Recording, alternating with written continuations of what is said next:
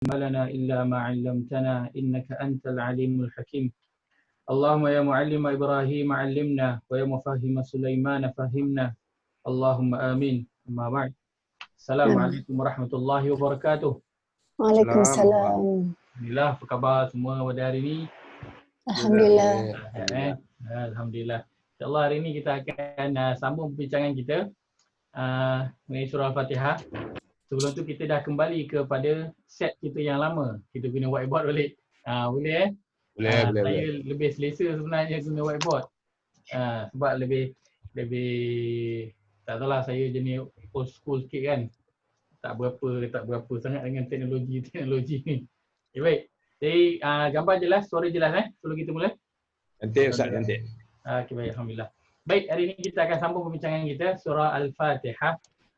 Ayat yang keberapa hari ini? Kita akan masuk insya-Allah ayat yang kedua.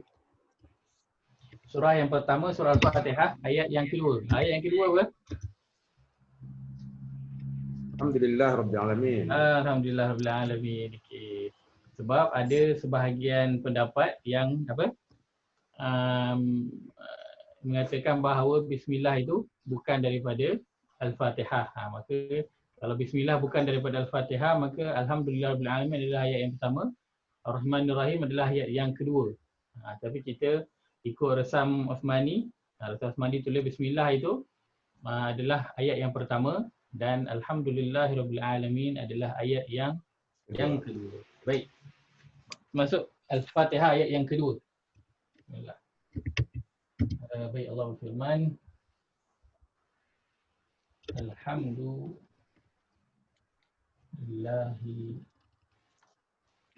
Minta pakai ni. Boleh.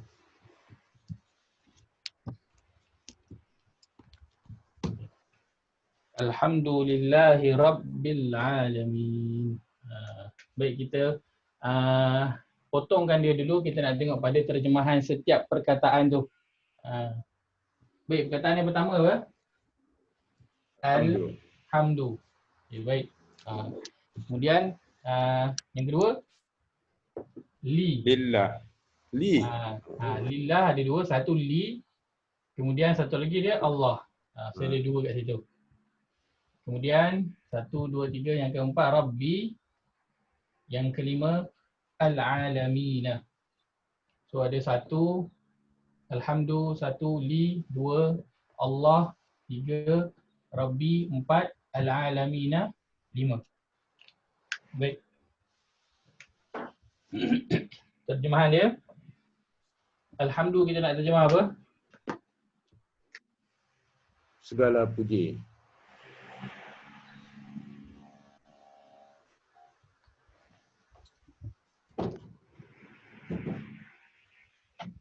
Alhamdu kita terjemahkan segala pujian.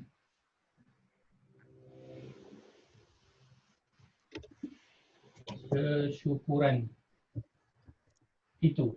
Panjang sikit. Alhamdu segala pujian kesyukuran itu. Panjang. Nanti kita akan bincangkan kenapa kita terjemahkan dia dengan terjemahan yang sebegini. Baik, li. Biasa kita terjemah apa? Ada. Kita ambil dulu bagi. Nanti kita akan lihat terjemahan yang kita akan ambil lah. Kita guna bagi, tapi kita nak tahu bagi tu apa benda maksud sebenar dia li. Kemudian Allah Rabbi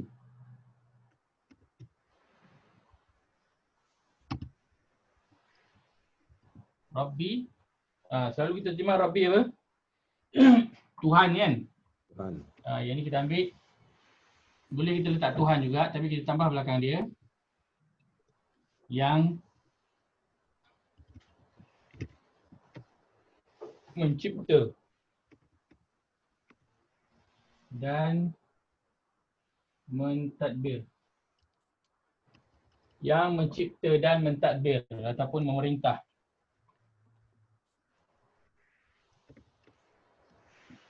al-alamina. Seluruh alam. Sekalian Alam. alam. Baik, alhamdu, segala pujian kesyukuran itu li bagi Allahi Allah Rabbi yang mencipta dan mentadbir al-alamina, sekalian alam. Hari ini tambahan kita punya vocab kita ada tambahan berapa? 4. 1, 2, 3, 4. Allah vocab yang kita semua dah tahulah. Kalau siapa tak tahu terjemahan Allah lagi, payah sikitlah. Okey. Jadi alhamdulillah, segala pujian kesyukuran itu li bagi Allahi Allah Rabbi yang mencipta dan mentadbir al-alamina, sekalian Alam. alam. Okay, baik. Ustaz, Ya, saya. minta maaf Ustaz. Al-alami Ustaz tulis ni, dia dua kalimah tu Ustaz. Satu. Ikut dalam ni dia Tak ada alif. Dia tak ada alif. Dia pakai alif kecil, betul. Tulisan saya tak ikut ke dalam Quran. Tulisan Quran macam tu kan. Tapi sama lah Ustaz. Sama. Kalau tulisan dia sama tapi lagi bagus tulisan kita ikut dalam Quran. Okey. Sebab dalam Quran macam yang kita dah tengok Bismi kan. Ya. Ada yang ada alif, ada yang tak ada alif kan. Ya. Jadi ada beza kat situ kan. Dari segi tadabbur dia akan ada beza. So yang terbaik adalah ikut tulisan dalam Al-Quran. Kalau saya tulis kat sini berlainan, ikut tulisan yang dalam Al-Quran. Okey. Tulisan jangan ikut tulisan saya sebab kadang saya tak ikut tulisan, tak perasan dalam Al-Quran pakai apa. Tapi dari segi sebutan perkataan itu begitulah tulisan dia. Cuma dalam Al-Quran kadang dia ada guna alif kecil, dia tak guna alif besar. Kadang dia guna dia tak guna alif, dia guna waw, ada alif kecil kat atas tu kan, macam solah kan, as-solah. So apa-apa tengok pada Al-Quran terjemahan. Quran. Ya. Al-Quran terjemahan, tengok pada Al-Quran. Baik. So ini 4 perkataan baru yang kita akan hafal insya-Allah. Alhamdulillah, segala pujian kesyukuran itu li bagi Allahi Allah Rabbi yang mencipta dan mentadbir al-alamina, sekalian alam. Baik. Okey. Ni nanti next punya lah kita test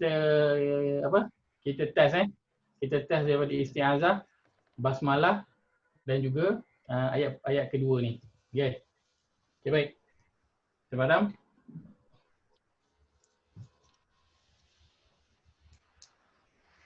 Saya nak bagi satu formula mudah terjemah. Al-alamina. Okey, al-alamina. Baik, kalau kita dah jumpa dalam Quran perkataan yang berakhir dengan huruf ya dan juga nun. Perkataan di dalam Al-Quran yang berakhir dengan huruf ya dan nun, dan huruf nun tu berbaris fathah. Dia dua. Perkataan yang ya dan nun berada di akhir perkataan, nun berbaris atas, berbaris fathah. Kalau kita jumpa perkataan macam ni dalam Al-Quran, maka terjemahan dia akan ada apa?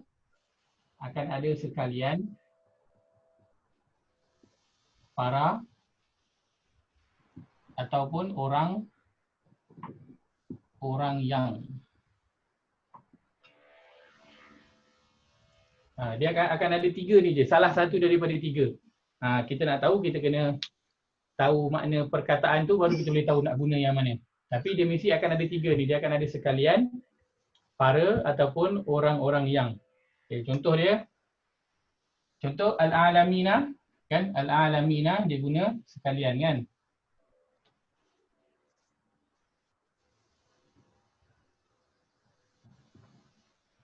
Okey.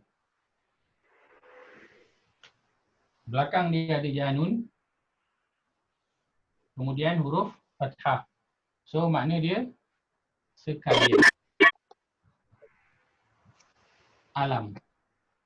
Dekat situ ada perkataan kalian. Okey. Dalam Al-Quran, kita akan jumpa perkataan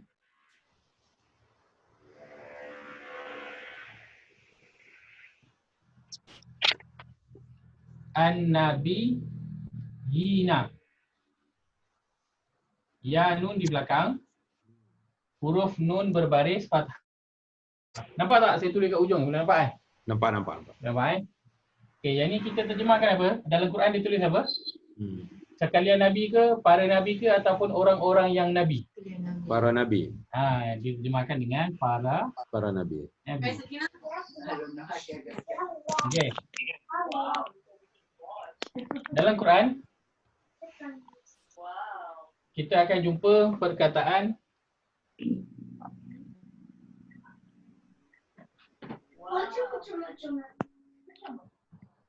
Ustaz ni As-Salihina. jamak kan Ustaz? Ha? Itu jamak kan, para nabi-nabi lah. Banyak Ya, jamak. betul. Dia dalam bentuk jamak. As-Salihina. Ya nun di ujung perkataan, lepas tu nun tu berbaris atas, berbaris fathah. Kita terjemahkan apa? Kalian, para atau Orang-orang yang soleh. orang-orang yang soleh. Okay. Ini contoh dia kita boleh lihat dalam surah apa ni? Tadi pernah kita baca tak? Oh, belum lagi, kita belum pergi lagi. Kita boleh tengok dalam surah. Sekejap,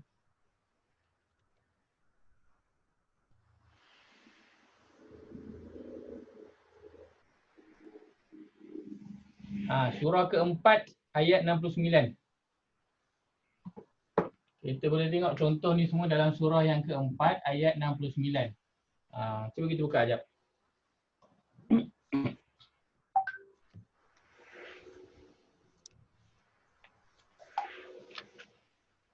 Muka surat 89. Muka surat 89, surah An-Nisa, surah keempat ayat 69. 69.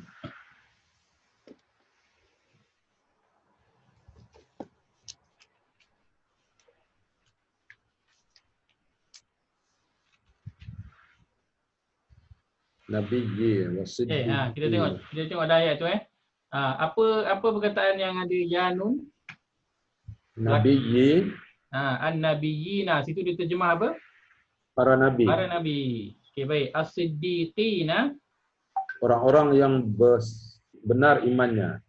Orang-orang yang benar kan, diguna orang-orang yang. Ya. Kemudian As-Salihina, diguna orang-orang yang soleh. Orang-orang yang soleh. Maksudnya kalau kita jumpa dalam Quran, huruf, kita nampak perkataan yang huruf ya nun kat belakang, huruf nun tu berbaris atas atau berbaris fathah. Jadi kita tahu dalam terjemahan itu mesti ada perkataan ni, sekalian, para atau orang-orang yang. Dia mesti salah satu ada.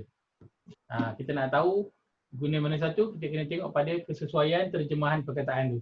Macam ni as-salihin, kita guna orang-orang yang soleh, kita tak guna para soleh ataupun sekalian soleh. Tak, yang sesuai adalah orang-orang yang. Okey, baik. So ni dalam Quran, ni adalah apa, orang kata apa, formula. Kira dia perkara yang tetap lah. Yang tetap. So kita boleh jumpa. Okay, baik. Boleh saya pada Ahmad?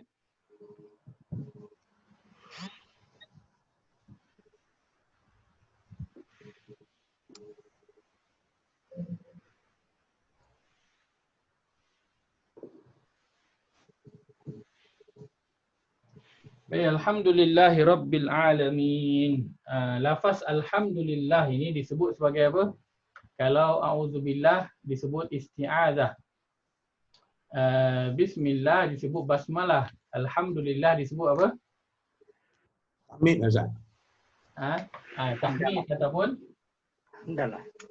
hamdalah. Alhamdulillah.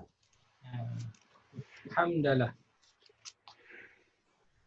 Alhamdulillah adalah disebut sebagai lafaz hamdalah. Kalau kata hamdalah, apa itu lafaz hamdalah? Hamdalah adalah lafaz alhamdulillah. Yang belakang tak dikira. Yang belakang boleh bertukar. Tapi yang penting yang depan tu ada alhamdulillah. Yang depan tu itu hamdalah. Lafaz hamdalah. Baik. Dalam Al-Quran ada 5 surah yang Allah mulakan dengan lafaz hamdalah. Ada 5 surah dalam Al-Quran yang Allah mulakan dengan lafaz hamdalah. Apakah dia? Surah yang pertama surah apa? Siapa tera? Salah satu di surah apa? Salah satu di surah Al-Fatihah. Masya Allah, dia tera je hari. Hari lagi boleh ganti saya kan. Ustaz lawak. Baik, surah yang kedua surah apa lagi? Yang Al-Kahf. Masya Allah. Antaranya surah Al-Kahfi yang kita baca setiap hari Jumaat tu. Okey, jom kita tengok. Surah Al-Kahfi, surah yang ke-18, ayat yang pertama. Apa? Pada muka surat 293. Surah Al-Kahfi, surah 18, ayat yang pertama. Muka surat 293, baik.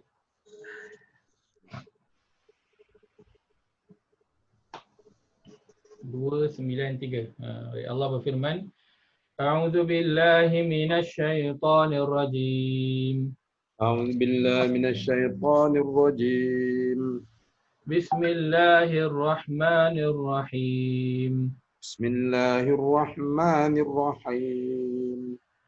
Alhamdulillahilladzi anzala ala 'abdihil kitaba wa lam yaj'al lahu 'iwaja. Alhamdulillahilladzi anzala ala 'abdihil kitaba wa lam yaj'al lahu 'iwaja. Baik, terjemahan. Segala puji bagi Allah yang telah menurunkan kepada hamba-Nya, yakni Muhammad, kitab Al-Quran dan tidak menjadikan padanya sesuatu yang bengkok, yakni terpesong daripada kebenaran dan pertentangan makna. Okey. Jadi alhamdulillah tu kita dah setuju. Kita nak terjemahkan sebagai apa? Segala puji. Segala pujian kesyukuran itu. Okey, baik. Ada lagi 3 lagi surah dalam Al-Quran yang bermula dengan hamdalah. Okey. Surah yang ketiga ialah surah yang ke-6, ayat yang pertama. Lihat surah yang ke-6 ayat yang pertama.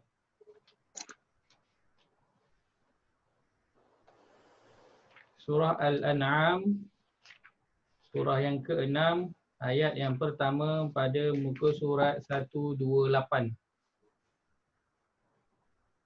Muka surat 128. Surah Al-An'am, surah yang ke-6 ayat yang pertama.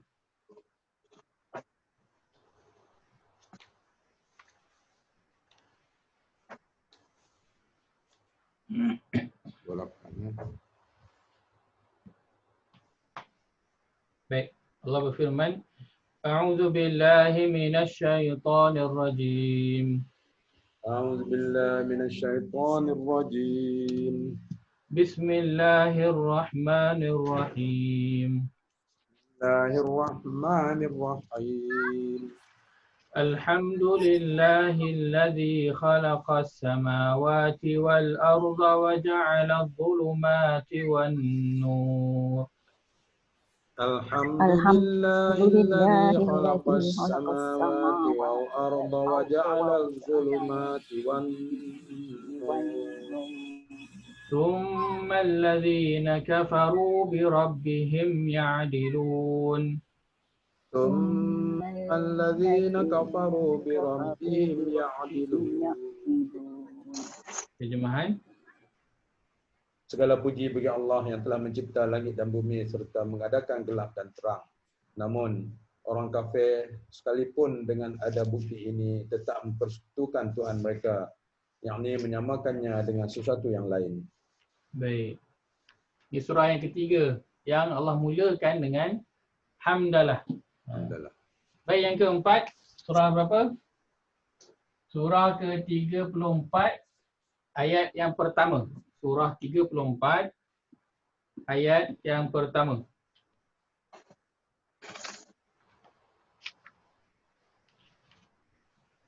Pada muka surah 428. Muka surah 428, surah Sabah. Surah 34 ayat yang pertama.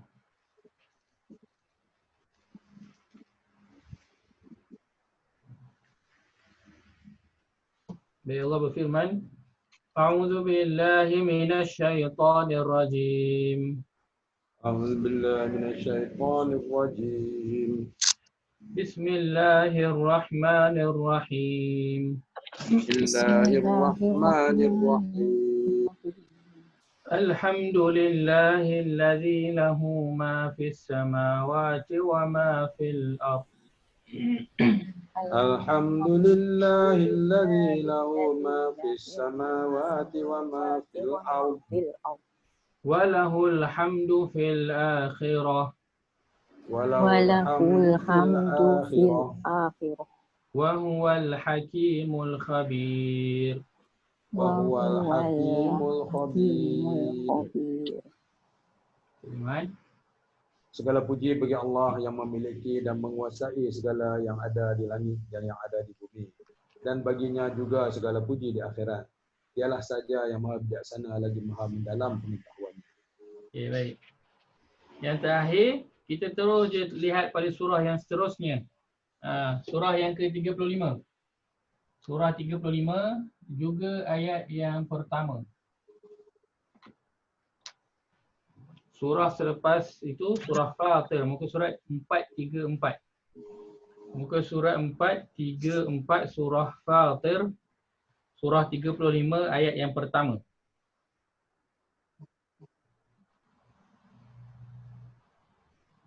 Baik. Allah berfirman, A'udzu billahi minasy syaithanir rajim. أعوذ بالله من الشيطان الرجيم. Bismillahirrahmanirrahim. بسم الله الرحمن الرحيم. Alhamdulillahi fatiris samawati wal ardi ja'ilil malaikati rusulan uli ajnihatin mathna wa thulatha wa ruba'. الحمد الحمد لله لله فاطر فاطر السماوات السماوات والأرض جاعل والأرض جاعل الملائكة رسلا أولي أجنحة مثنى وثلاث ورباع يزيد في الخلق ما يشاء يزيد في يزيد الخلق في ما الخلق يشاء ما يشاء إن الله على كل شيء قدير. إن الله الله على على كل كل شيء شيء قدير. Terjemahan. Dia masuk dalam tajuk Allah Subhanahu Wa Taala adalah pencipta, penguasa dan pemberi rahmat. Ayat pertama, segala puji bagi Allah yang menciptakan langit dan bumi, yang menjadikan malaikat sebagai utusan-utusan yang bersayap 2, 3 dan 4. Dia menambah pada ciptaannya apa jua yang dikehendakinya. Sesungguhnya Allah Maha berkuasa atas tiap-tiap sesuatu. Okay, baik. Macam contoh surah ayat yang kita baca tadi kan. Mungkin ada sebahagian kita kalau nak baca terus sampai daripada mula sampai yang berhenti masna wa thulatha wa ruba', mungkin agak panjang kan. Jadi kita boleh potong-potongan dia. Kita boleh berhenti pada alhamdulillahi fatiris samawati wal ard. Kita boleh berhenti di situ, lepas tu sambung je ja'ilil malaikati rusula. Boleh berhenti juga kat situ. Terus uli ajnihatin masna wa thulatha wa ruba'. Kita boleh potong dia jadi pendek-pendek. Tak semestinya kita kena baca panjang terus satu ayat tu. Kita boleh potong dia jadi pendek asalkan kita tahu kat mana yang maksud lengkap ayat tu. Kalau dah baca biasa mungkin boleh agak-agak kan. Tapi itulah antara kelebihan kalau kita tahu sikit basic terjemahan tu. Tu penting kita hafal vocab-vocab ni kan. So bila kita baca tu kita tahu ayat ni dah lengkap. dah. Kita boleh berhenti. Kita boleh sambung. Sebab kadang ayat panjang kan. So kita baca dengan pendek tu, dia membantu kita untuk tadabbur juga. Sebab kita boleh, ayat tu tak panjang, so kita tak perlu fokus untuk bacaan kan. Nak kena tarik nafas panjang, nak kena ayat tu panjang pula. So kalau ayat pendek kita boleh berhenti dan kita boleh fokus pada dia punya terjemahan dia dan tadabbur, insya-Allah. Okay, baik. Itu dia 5 surah yang Allah mulakan dengan hamdalah. Alhamdulillah. Baik. Saya nak mulakan dengan apa kelebihan menyebut Alhamdulillah. Apa kelebihan ataupun apa keistimewaan hamdalah ini. Ada banyak, tapi saya nak sebutkan mungkin 3 atau 4 sahaja. Supaya apa? Supaya menambah kita punya apa? Rasa nak selalu cakap ataupun sebut Alhamdulillah. Baik. Yang pertama,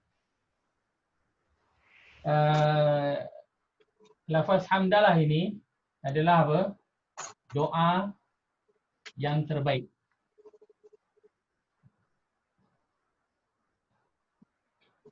Lafaz hamdalah ini, Alhamdulillah, adalah doa yang terbaik. Ini berdasarkan hadis Nabi SAW.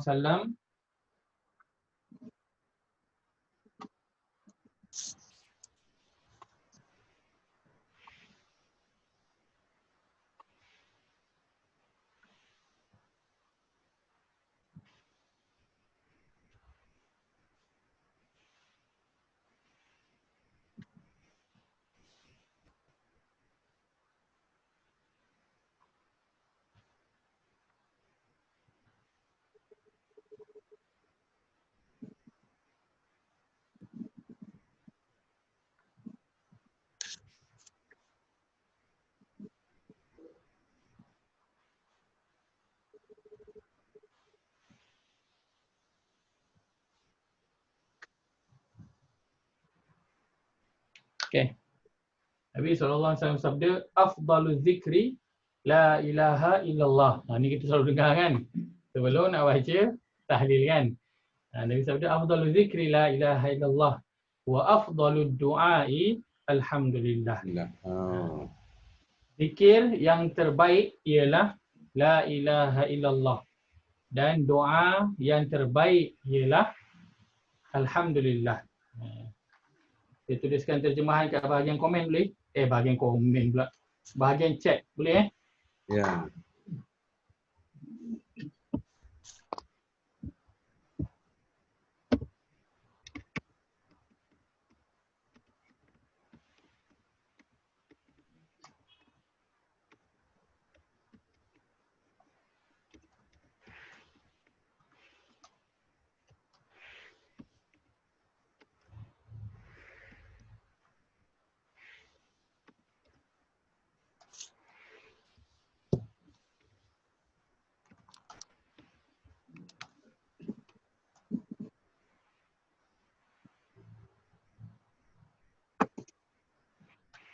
Okay. Saya tuliskan kat ruangan chat tu, terjemahan dia, zikir yang terbaik ialah la ilaha illallah dan doa yang terbaik ialah alhamdulillah.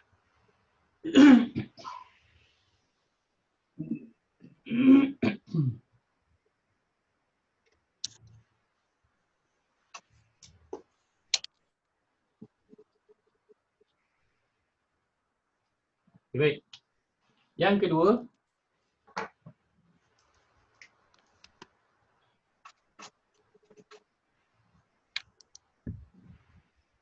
dah betul ke? Boleh padam ke? Boleh. Okay.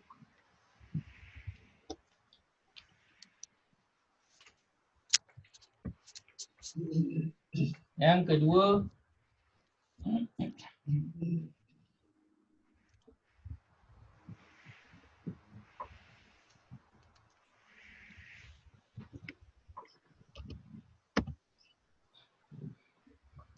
kelebihan ataupun keistimewaan lafaz alhamdulillah ialah dia memenuhi timbangan.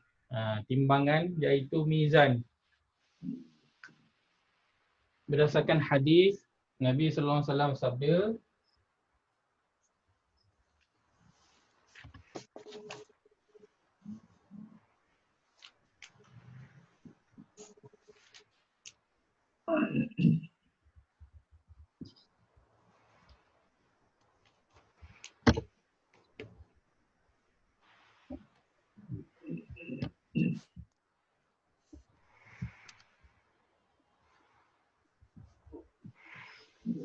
Iman ni 18 orang.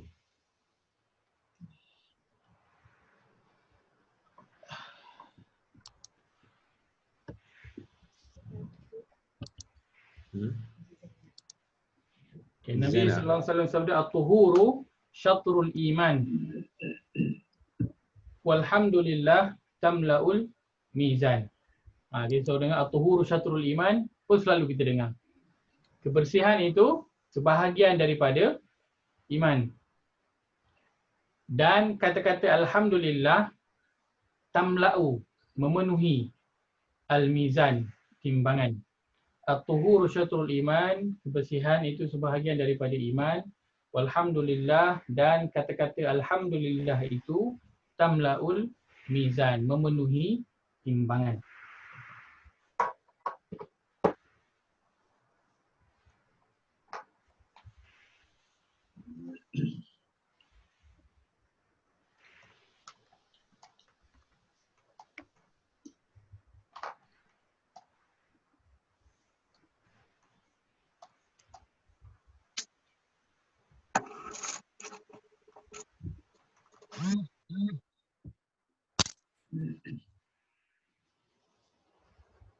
Baik, saya letakkan juga dalam ruangan chat tu.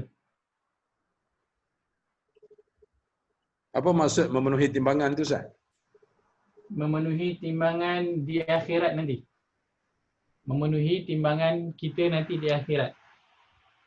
Oh. Dia top up ke Ustaz? Top up ke tu? Dia kalau timbangan kita yang tak baik tu berat, nauzubillah, so dia akan top up bagi jadi berat. Oh. Tapi ada syarat dia lah, Ustaz. Ataupun dengan rahmat Allah, ada orang yang nanti dengan rahmat Allah dosa-dosa dia berat, tetapi Allah cukupkan dengan kalimat alhamdulillah ini yang memberatkan timbangan dia. Itu semua dengan rahmat Allah. Kita tak tahu siapa yang Allah akan beri rahmat itu. Contoh macam ada ni kan, kisah yang kita pernah dengar, seorang pelacur yang pergi minum anjing tu, betul tak? Jadi Allah ampunkan semua dosa dia dan Allah masukkan dia ke dalam syurga hanya kerana dia memiliki hati yang baik, yang kasih dan sayang walaupun kepada binatang. Perkara macam tu terjadi. Kadang orang tanya, habis tu penatlah orang-orang lain yang kena solat, berpuasa, para sahabat yang kena berjihad, berdarah, mati semua tu kan. Perkara yang macam dalam perempuan tersebut boleh terjadi. Tapi itu semua atas rahmat Allah. Allah nak bagi pada siapa, Allah itu terpulang pada Allah. So kita tak boleh nak jadi macam okey, tak apa, boleh jadi orang jahat, nanti buat je baik dengan binatang, nanti Allah akan masuk dalam syurga. Tak, itu adalah pilihan Allah, tu special case. Tu special case yang Allah nak bagi. Sebab Allah nak cerita dia punya rahmat itu kepada hamba dia. Dan Allah nak ajar juga kepada kita, dari hadis itu yang pasal perempuan pelacur tu banyak sangat dia punya pengajaran dia. Dan di antara dia Allah nak ajar, jangan kita hina seseorang tu dengan dosa dia. Kita lihat dia seorang yang membuat dosa sekarang ini, suka buat maksiat, tak solat dan sebagainya. Tapi kita tak tahu pengakhiran dia nanti macam mana. So itu antara pengajaran daripada hadis ni. Dan itu adalah special case yang Allah bagi. So kita janganlah buat macam tu kan. Jangan buat jahat, lepas tu buat baik kat binatang, sebab nanti Allah akan bagi masuk juga. Tak. So sama juga dengan alhamdulillah ini Allah kata, Nabi beritahu alhamdulillah ini nanti akan memenuhkan kita punya timbangan.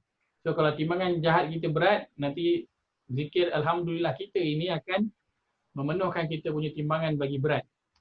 Dan kalau kata dosa kita ini lebih berat, nanti insya-Allah dengan rahmat Allah, Allah mungkin akan dengan satu saja mungkin lafaz alhamdulillah kita yang kita ucapkan dengan penuh kefahaman, dengan penuh rasa tunduk, syukur dan patuh, itu akan menjadi lebih berat daripada dosa-dosa dan maksiat yang kita lakukan.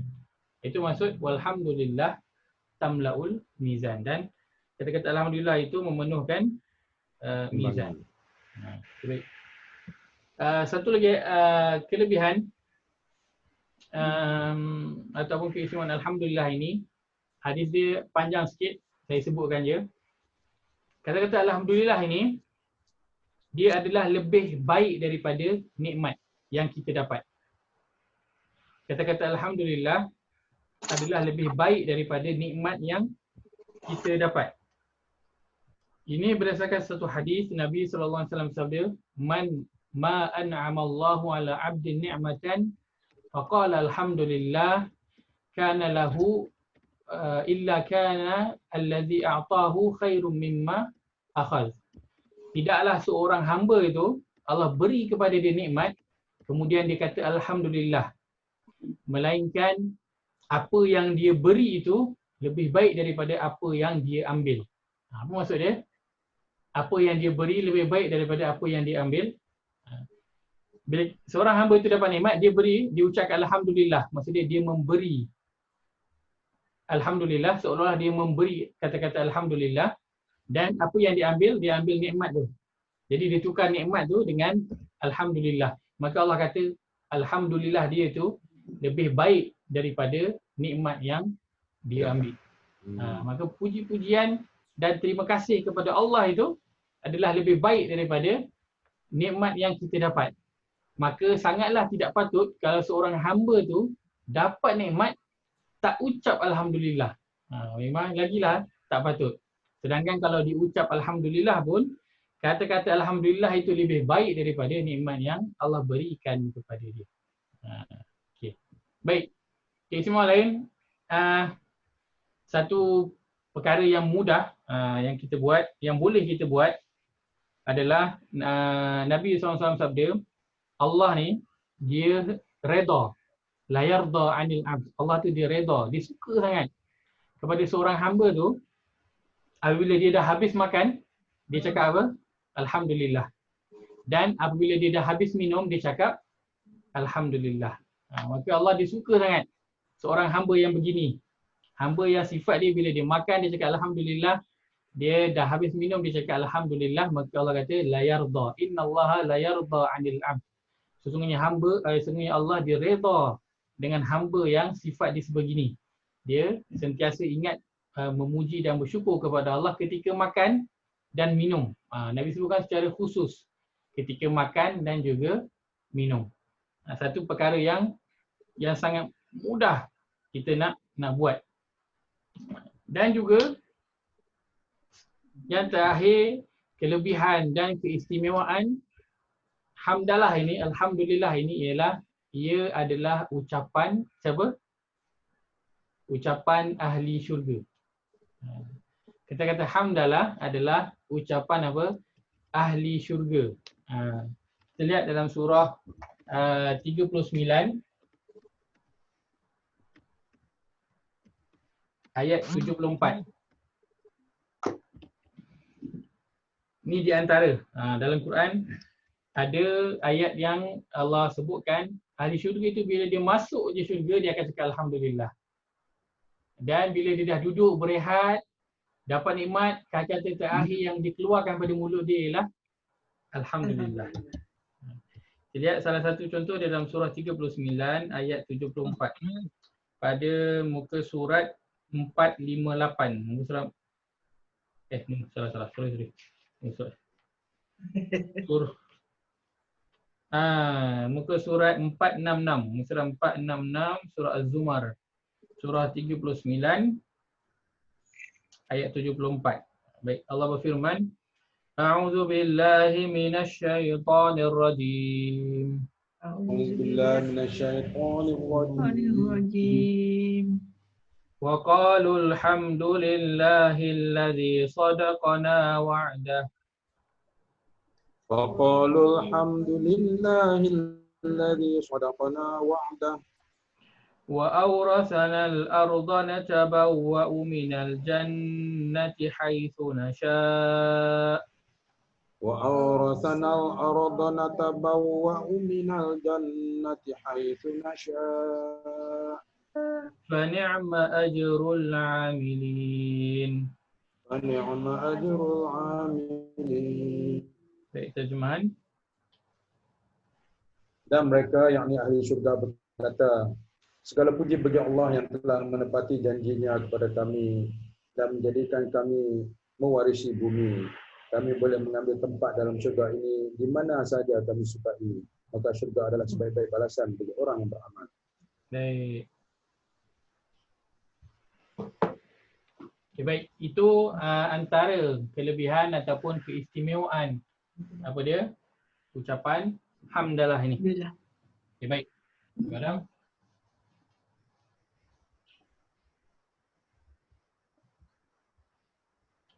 baik. Kita akan lihat pada perkataan alhamdu. Alhamdu. Baik.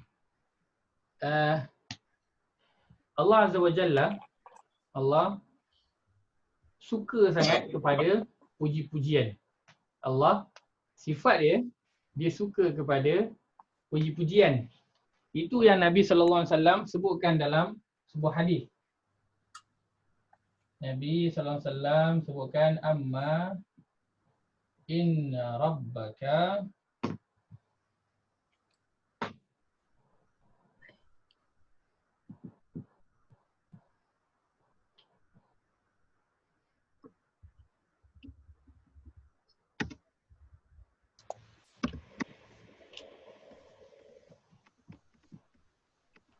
Nabi SAW sabda, amma inna rabbaka yuhibbul mahamidah.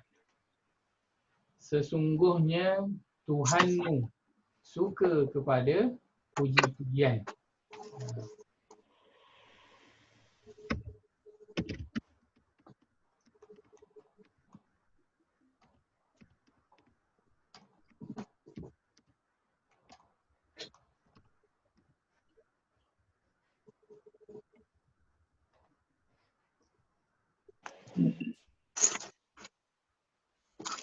Sesungguhnya Tuhanmu suka kepada puji-pujian ataupun mencintai puji-pujian. Dalam hadis yang lain juga lebih kurang sama. Nabi SAW sebut, wa ma min syai'in ahabbu ilallahi minal hamd. Tidak ada satu perkara yang Allah lebih cintai melebihi apa? Puji-pujian. Tidak ada satu perkara yang Allah lebih cintai melebihi puji-pujian. Maka Allah Azza wa Jalla suka sangat kepada puji-pujian. Dan sebab itulah Allah ajarkan kepada kita bagaimana cara untuk memuji dia. Allah suka kepada puji-pujian. Allah suruh kepada kita untuk memuji dia, dan Allah ajarkan kepada kita bagaimana cara untuk kita memujinya. Maka Allah sebutkan, pujilah dengan lafaz alhamdulillah. Sebab itu ulama sebutkan di antara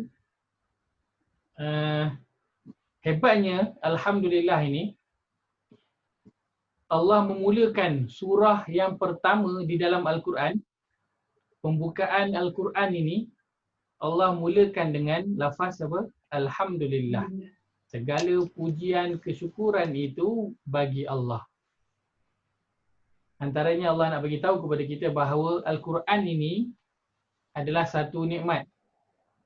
Maka kamu harus bersyukur dan memuji aku atas nikmat yang besar ini. Kalau Allah mulakan Al-Quran ini dengan lafaz alhamdulillah. Baik. Alhamdulillah. Saya tulis. Saya padam ni ya.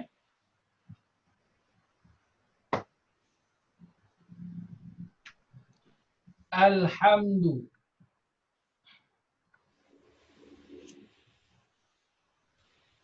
Baik.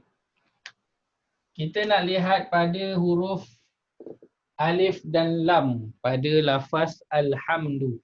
Huruf alif dan lam. Huruf alif dan lam ini apa maksud dia?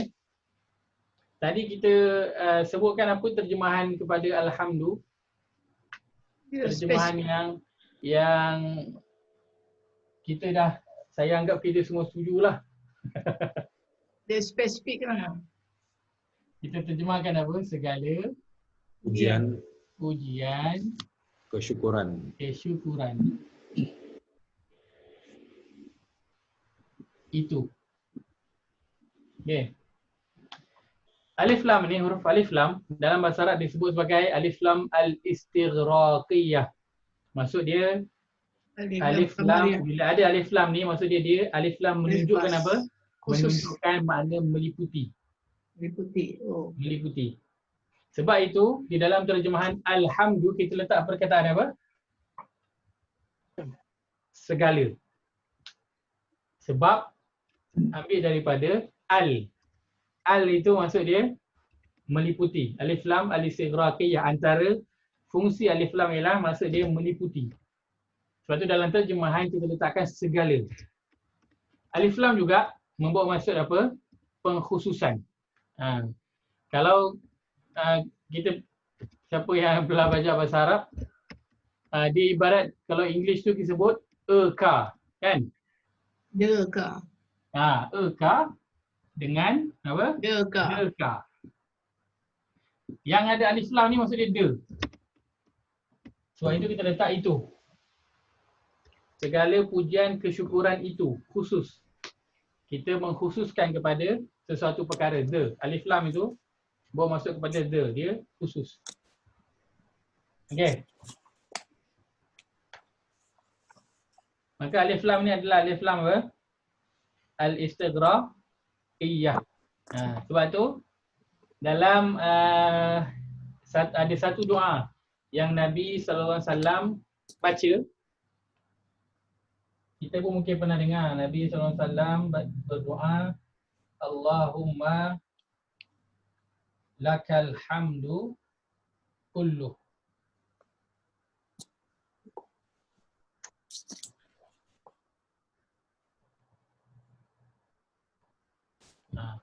Doa dia panjang lah, tapi saya ambil bahagian depan tu je. Sebab kita nak kaitkan dengan tadabbur kita. Nabi SAW dalam salah satu doa dia, Nabi berdoa, Allahumma lakal hamdu kulluh.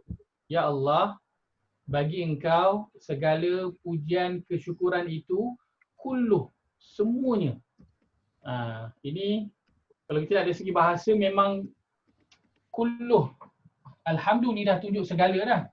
Dah tunjuk segala, dah tak ada segala semua untuk Allah. Kulluh ni kesemuanya, dia untuk apa? Menekankan lagi, penegasan. Ya Allah, bagi engkau segala pujian dan kesyukuran itu kulluh, semuanya. Jadi, sebab itu alhamdu kita terjemahkan sebagai segala. Dia meliputi semua puji-pujian. Baik.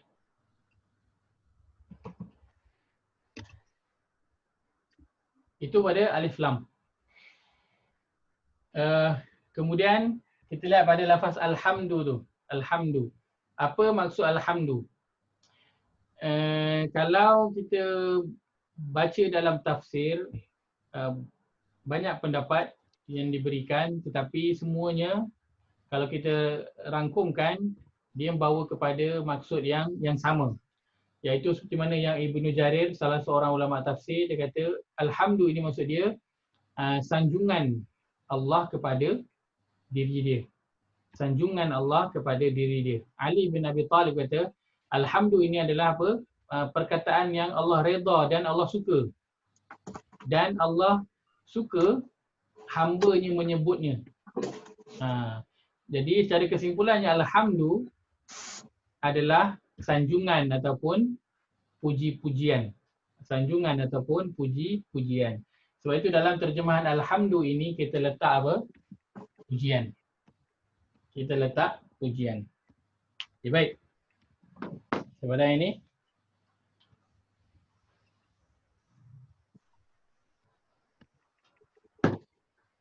Kita masih lagi sedang bincang tentang alhamdu.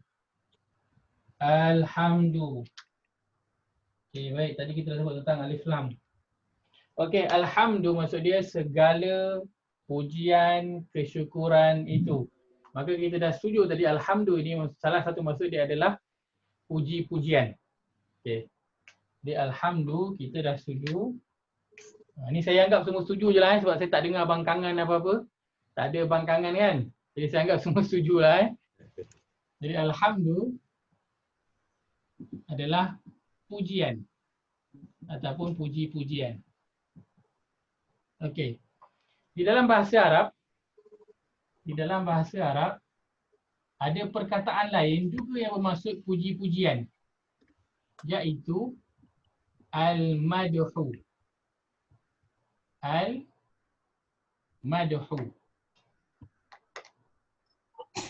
juga bermaksud pujian.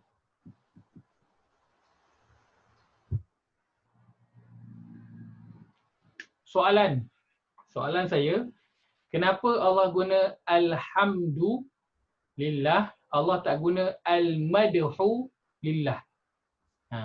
Kenapa Allah guna alhamdulillah, Allah tak guna al-madhu lillah? Sedangkan al-madhu juga maksud dia apa? Puji-pujian juga. Baik. Saya bagi masa untuk jawab. Berapa lama? 3 hari cukup? 3 hari. Alhamdulillah, pujian untuk Allah. Masya-Allah. Okey, baik. Kenapa tak guna al-madhu? Al-madhu pujian untuk siapa? Dia pujian ni dia ada 4 kan? Puji Allah, puji diri dia, Allah puji makhluk, makhluk puji makhluk, makhluk puji Allah. Ke macam tu? Okey, tu bahagian dia. Kalau kita nak guna al-madhu lillah boleh tak? Tak boleh rasa saya. Masya-Allah. Ada. Hajar Nuria dah adalah idea dia tu. Masya-Allah. Baik. Kenapa Allah gunakan alhamdu dan Allah tak gunakan al-madhu? Baik. Alhamdulillah khusus untuk Allah tak kalimah tu? Okey. Betul. Okey. Al-madhu dia lebih umum daripada alhamdu.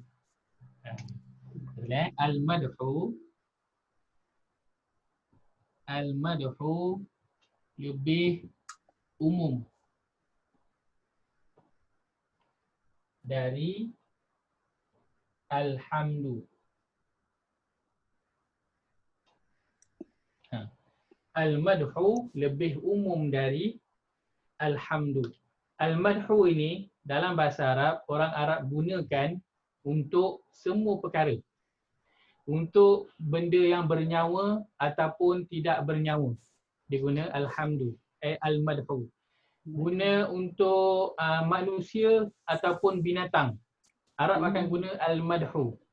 Untuk semua perkara yang berada di atas muka bumi, itu secara umumnya orang Arab akan gunakan al-madhu. Dan al-madhu ini digunakan untuk memuji satu perkara, baik orang ataupun benda yang dia bersifat hebat ataupun cantiknya itu bersifat apa? Pilihan dan juga bukan pilihan. Ni pening sikit. Dia bersifat pilihan ataupun bukan pilihan. Saya bagi contoh. Kita puji rumah itu cantik, besar. Rumah itu cantik dan besar. Itu adalah dalam al-madhu. Sebab apa? Yang pertama, rumah dia tak bernyawa. So kita puji dia rumah itu cantik dan besar, dia tidak bernyawa. Yang kedua, cantiknya rumah itu dan besarnya rumah itu bukan pilihan rumah tu. Dan memang dia dijadikan sebegitu. Bukan pilihan rumah tu, bukan rumah tu sendiri yang decide aku nak jadi cantik, tak. Memang dia dijadikan macam tu. Macam sebahagian rupa paras manusia, kan? Ada yang lebih cantik, ada yang lebih handsome. bukan kita yang pilih untuk kita jadi lebih handsome ataupun lebih cantik, tak. Itu dah memang kita dijadikan sebegitu. Itu antara sebab orang guna al-madhu, orang tak guna alhamdu. Sebab al-madhu puji-pujian kepada semua bernyawa ataupun tak bernyawa, manusia, binatang ataupun tumbuh-tumbuhan ataupun apa sahaja, dan puji-pujian itu dia yang pilih ataupun bukan pilihan dia. Dia cantik, dia hebat, dia besar, dia kuat, itu semua pilihan dia ataupun bukan pilihan dia. Sebahagian memang dia pilih untuk menjadi cantik, hebat dan kuat, dan sebahagian lagi juga dia bukan pilihan dia. Maksudnya bukan mutlak semua sifat itu pada dia atas pilihan dia. Ada juga yang bukan pilihan dia. Sebab itu digunakan al-madhu, tak digunakan alhamdu. Jelas? Yang ni jelas? Maknanya Ustaz, untuk makhluk Allah lah. Ini sebagai umum ni. Secara umum. Arab gunakan al-madhu ini umum. Kalau Makhluk Allah maknanya. Semua. Ya. Kalau kita mungkinlah kita macam tak ada beza kan. Kita puji semua benda sama. Tapi Arab dia ada guna al-madhu, ada alhamdu. Dia guna al-madhu tu untuk benda-benda lain. Semua, bukan untuk benda lain, untuk semua dia. Dia nak puji orang, dia nak puji kucing, panda ke kan, comel. Dia nak puji tumbuh-tumbuhan, bunga cantik, dia nak puji kereta, dia nak puji rumah, dia nak puji apa sahaja. Dia akan guna al-madhu. Sebab al-madhu adalah lebih umum daripada alhamdu. Tapi alhamdu dia lebih khusus, dia khusus. Dan Allah telah letakkan alhamdu itu, segala pujian itu hanya untuk Allah. Baik. Sebab itu digunakan alhamdu. Allah guna alhamdulillah. Allah tak guna al-madhu lillah. Sebab orang Arab dia guna al-madhu untuk semua benda. Untuk semua perkara secara umum. Baik. Jelas Saya faham?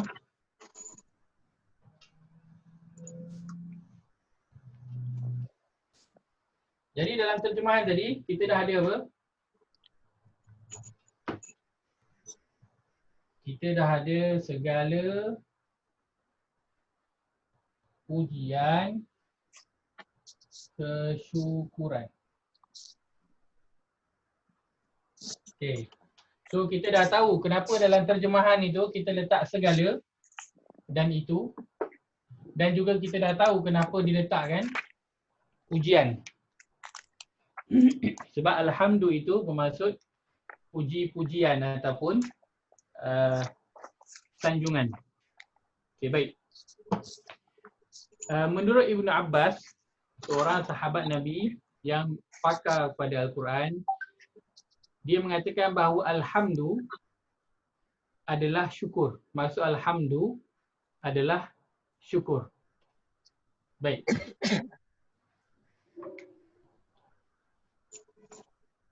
Maka alhamdu adalah syukur ataupun terima kasih.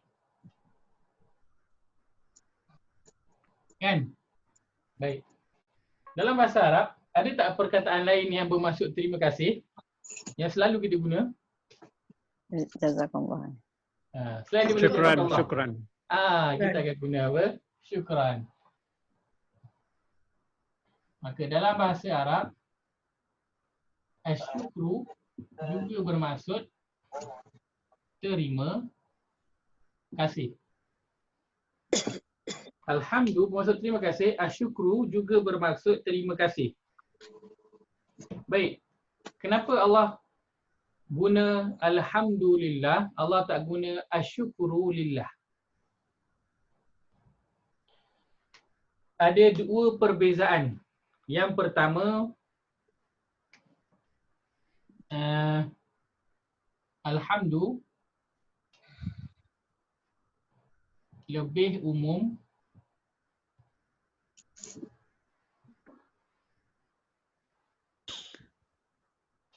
dari sebab.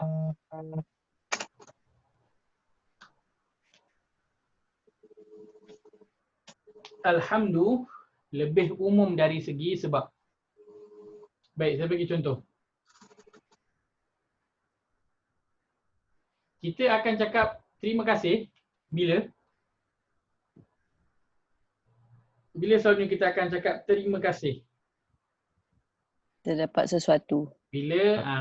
Bila orang buat baik dengan kita, kan? Hmm. Orang bagi sesuatu dekat kita, maka kita akan cakap terima kasih.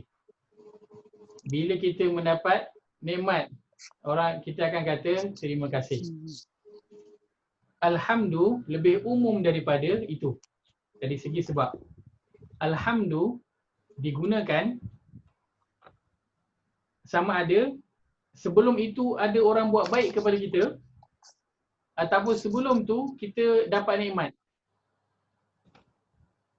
Maka alhamdulillah itu tidak semestinya digunakan bila kita dapat nikmat ataupun orang buat baik kepada kita. Itu yang pertama. Yang kedua, alhamdulillah digunakan atau diucapkan dalam semua keadaan. Ketika senang ataupun susah. Ketika sempit ataupun lapang. Yang ketiga, alhamdulillah digunakan apabila nikmat itu dapat kepada kita ataupun kepada orang lain. Kita dapat nikmat, kita kata alhamdulillah. Orang buat baik kepada kita, kita kata alhamdulillah. Orang lain dapat nikmat pun kita akan kata apa? Alhamdulillah. Orang buat baik kepada orang lain, bukan kepada kita, kita akan juga kata alhamdulillah. Maka sebab itu alhamdulillah lebih umum daripada asyukru dari segi sebab dia. Kita hanya ucap terima kasih kalau sebelum tu dapat nikmat ataupun orang buat baik dengan kita, lalu kita ucapkan terima kasih. Berbeza dengan alhamdulillah. Alhamdulillah tak. Sebelum tu orang buat baik ke, orang tak buat baik ke, orang buat baik dekat kita ataupun dekat ahli keluarga kita, ataupun dalam semua keadaan kita akan ucapkan alhamdulillah. Alhamdulillah itu digunakan dalam semua keadaan. Baik. Yang kedua, asyukru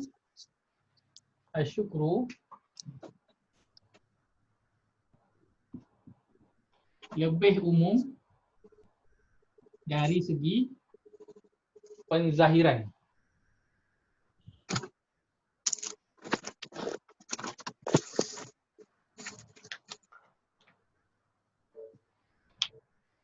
Lebih umum dari segi penzahiran. Apa maksud penzahiran tu?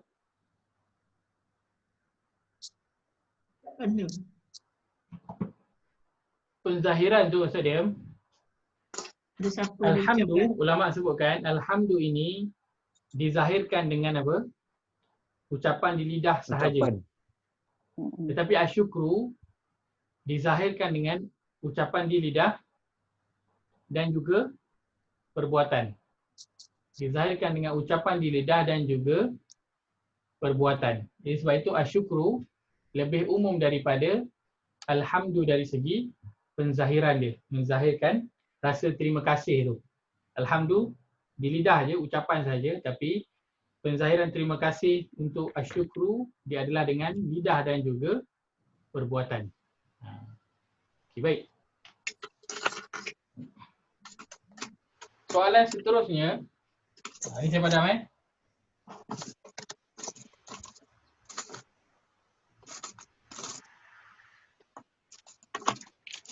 kita ada apa dia? Kita ada alhamdu, kita ada al-madhu dan kita ada asyukru.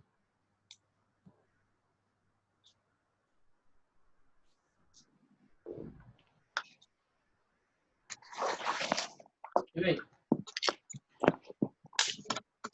Bila kita lihat pada ketiga-tiga perkataan ini, alhamdu, al-madhu, asyukru. Al-madhu tadi kita sebutkan maksud dia pujian. Asyukru maksud dia terima kasih. Ucapan penghargaan. Apabila kita lihat dan kita kaji pada tiga-tiga perkataan ini, maka apa yang akan kita dapat? Kita akan dapati kehalusan dan kesenian bahasa Al-Quran. Kita akan dapati kehalusan dan juga kesenian bahasa Al-Quran. Kenapa Allah tak letakkan al-madhu lillah ataupun asyukru lillah?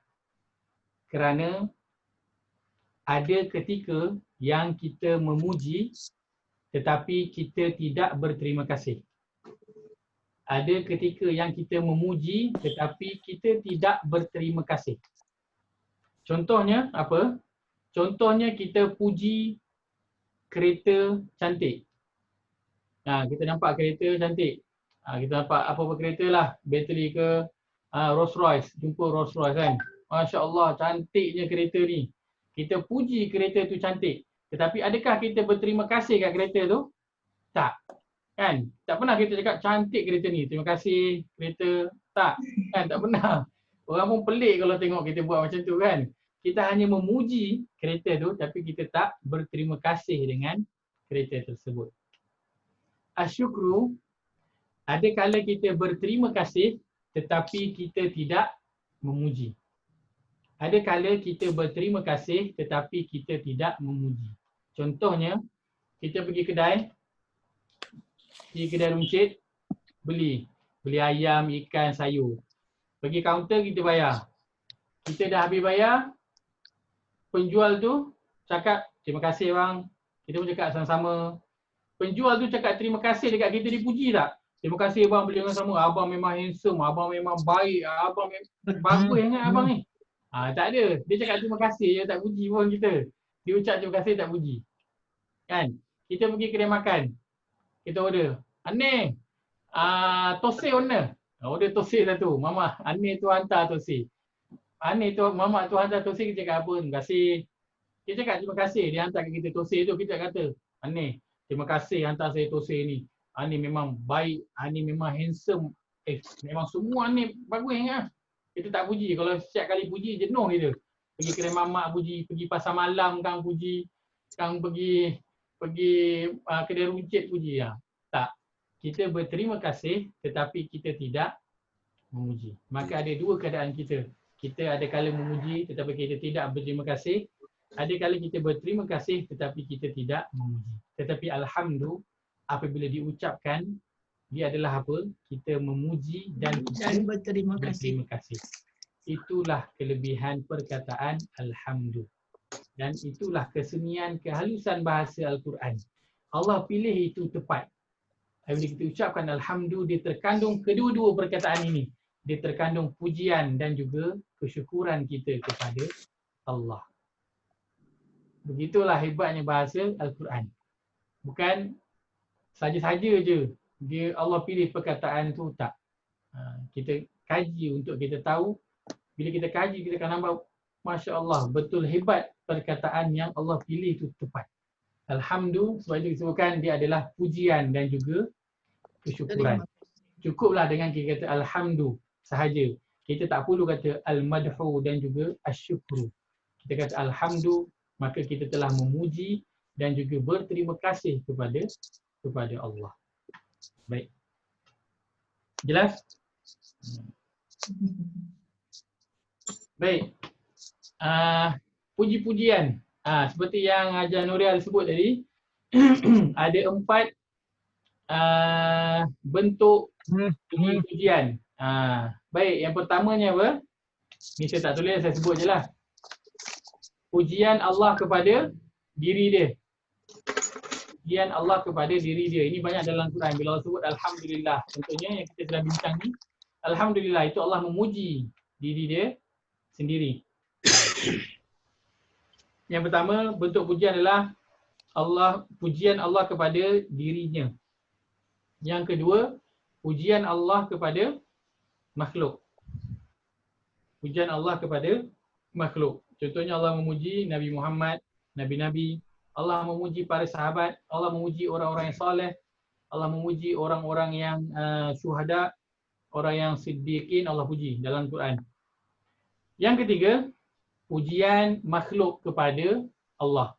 Itu biasa kita lihat dengan ucapan alhamdulillah. Yang keempat adalah pujian makhluk kepada makhluk. Pujian makhluk kepada makhluk.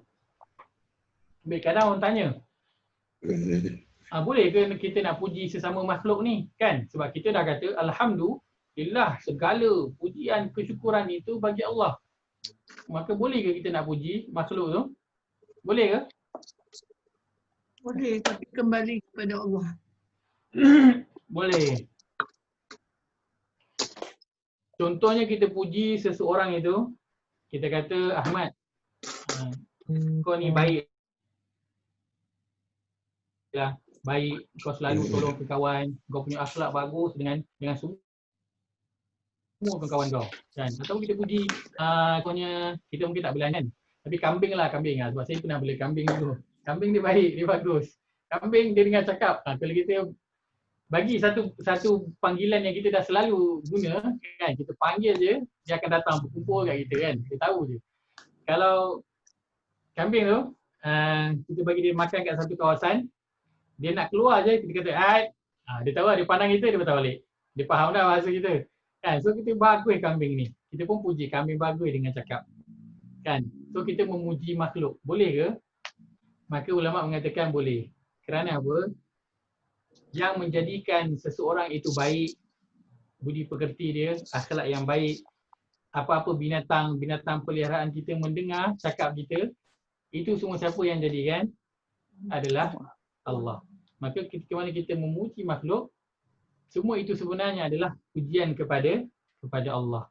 Cuma perlu diingati jangan kita terlampau memuji berlebih-lebihan. Sehingga tahap apa? Kita memuja. Kita risau puji-pujian yang berlebihan akan menjadi kepada pemujaan, memuja. Jadi sampai tahap tu tak boleh. Sebab itu dalam hadis Nabi SAW sebutkan kalau ada orang puji engkau lebih-lebih, maka engkau pukullah dia. Nabi suruh kalau ada orang puji kita lebih-lebih, pukullah dia. Kerana itu semua akan apa? Ada tusukan syaitan. Sebab itu kita nak puji orang boleh tapi berpada-pada. Jangan terlampau memuji. Juga Nabi ajarkan kepada kita kalau ada orang puji kita, kita doa apa? Kita doa dalam sebuah hadis Nabi ajarkan, ya Allah, engkau apa tu? Segala pujian kembali kepadamu ya Allah. Tak, satu doa yang saya ajarkan. Ni saya baru teringat. Saya cakap baru teringat. Dia sembunyikan kita punya tak baik kita. Ya, betul. Wala tu'akhidni bima la ya'lamun. Belakang dia.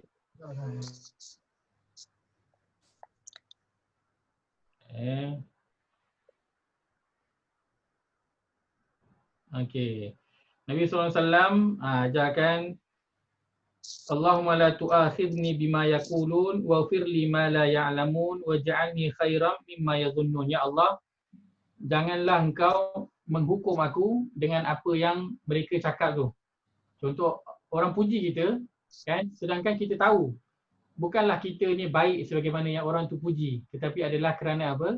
Kerana Allah menutup kita punya aib. Jadi kita doa Allahumma la tu'akhidni bima yaqulun, janganlah engkau menghukum aku dengan apa yang mereka katakan. Mereka puji aku ni bukan kerana aku ni baik. Janganlah aku ni merasa bangga pula dengan puji-pujian yang mereka sebutkan kepada aku. Kemudian Nabi kata waghfir lima la ya'lamun, dan ampunkanlah aku dengan atas perkara yang mereka tak tahu pun tentang aku. Dosa-dosa yang aku lakukan yang engkau sembunyikan daripada pandangan mata mereka.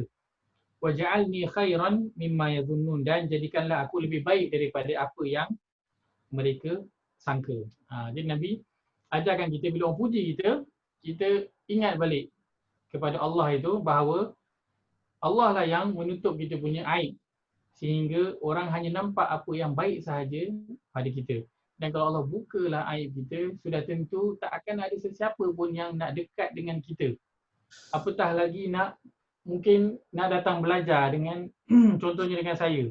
Kalau Allah bukan kerana Allah menutup aib saya, sudah tentu takkan ada sesiapa yang nak dengar apa yang saya katakan. Semuanya adalah kerana Allah. Maka bila ada orang memuji kita kembalikan semuanya kepada Allah dan kita berpada-pada dalam pada kita hendak memuji seseorang itu. Okay. Baik. Selesai? Soalan lain ini. Baik, soalan Kenapa Allah tak gunakan nahmadullah? Maksud dia kami memuji Allah. Kenapa Allah tak gunakan nahmadullah? Kan sebab dalam Al-Fatihah, Belum tengah. Al-Fatihah kan, alhamdulillah alamin, arrahmanirrahim, maliki yaumiddin. Lepas tu apa? Iyyaka na'budu. Kan digunakan iyyaka na'budu. Ini nun ni. Maksud dia apa? Kami. Kami mengabdikan diri. Kenapa Allah tak guna je daripada mula tu, sebut je lah nahmadullah, kami memuji Allah. Dah memang kita pun yang baca kan Al-Fatihah tu. Kenapa boleh bila sampai time iyyaka Allah guna kami na'budu. Waktu mula perkataan tu Allah guna alhamdulillah, umum segala pujian kesyukuran. Allah tak gunakan nahmadullah, kami memuji Allah. Kenapa? Baik. Ada banyak sebab yang ulama kemukakan. Saya bawakan 3 sahaja daripadanya. Yang pertama adalah kalau disebut nahmadullah,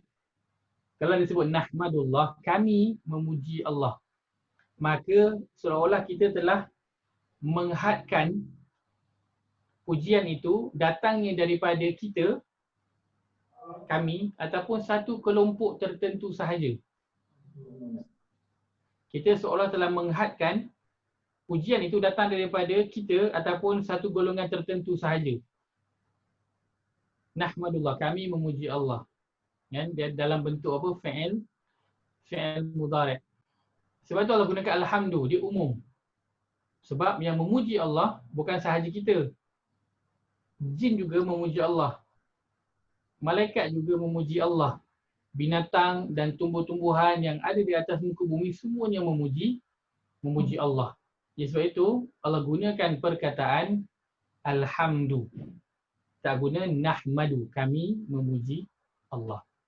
Yang kedua, Allah gunakan alhamdulillah dan tak gunakan nahmadullah, kami memuji Allah, adalah kerana ada ketika yang kita memuji contoh seseorang itu tetapi orang lain tidak. Pujian itu boleh dipertikaikan. Contoh kita puji satu kelompok ni kan, kita puji satu kelompok ni, satu grup ni atau seorang ni, satu tokoh ni kita puji. Tetapi pujian itu boleh dipertikaikan kerana orang lain tak berpandangan sebegitu. Mungkin orang lain tak setuju.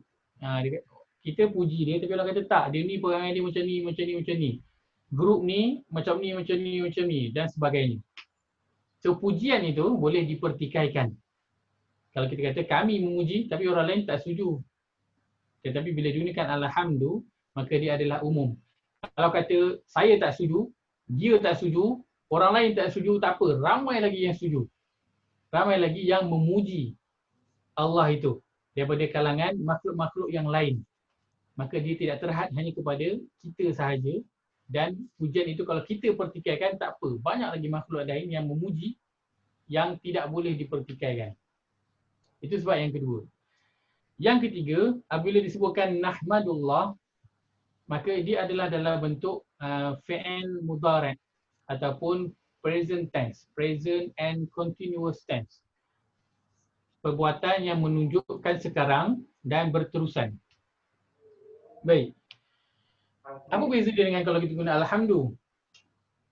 Guna nahmadu, dia ada masa yang tertentu.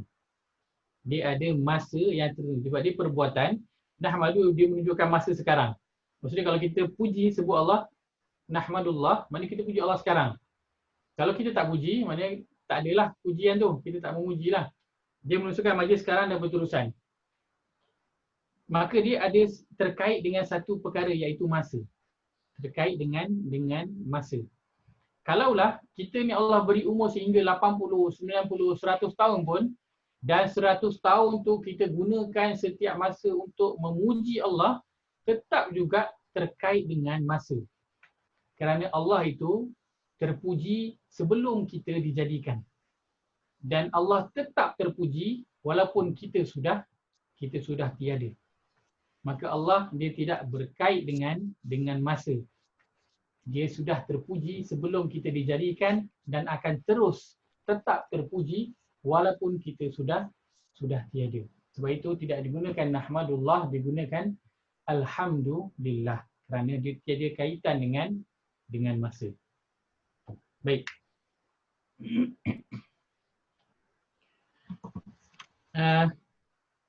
Kemudian soalan lain, kenapa tak digunakan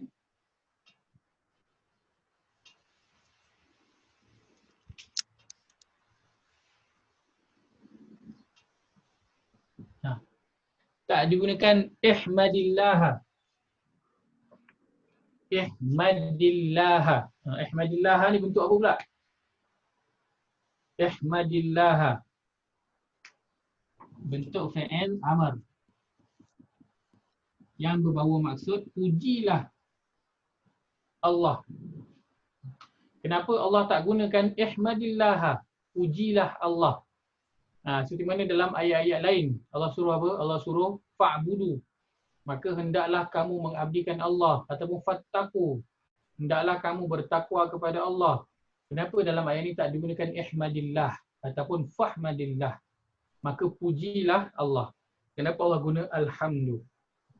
Kerana kalau disuruh, kadang-kadang seseorang itu melakukan perkara itu dalam keadaan apa? Terpaksa. Bukan dengan kerelaan hati. Maka sebab itu tidak digunakan fi'il amr, suruhan, ihmadillah. Kerana kadang-kadang kita melakukan satu perkara itu dengan terpaksa. Dan memang ditulis macam tu, kita terpaksalah memuji Allah. Tetapi Allah gunakan alhamdu, segala pujian, kesyukuran itu. Kerana kadang-kadang suruhan itu dia terkait dengan terpaksa dan bukan dengan kerelaan hati.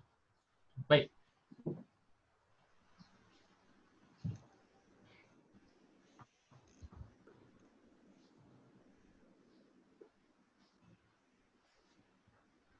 Baik, apa beza?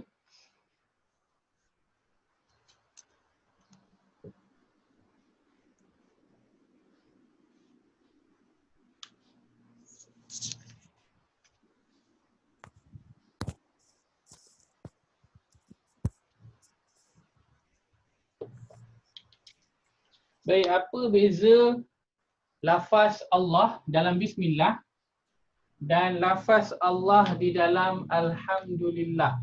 Apa beza?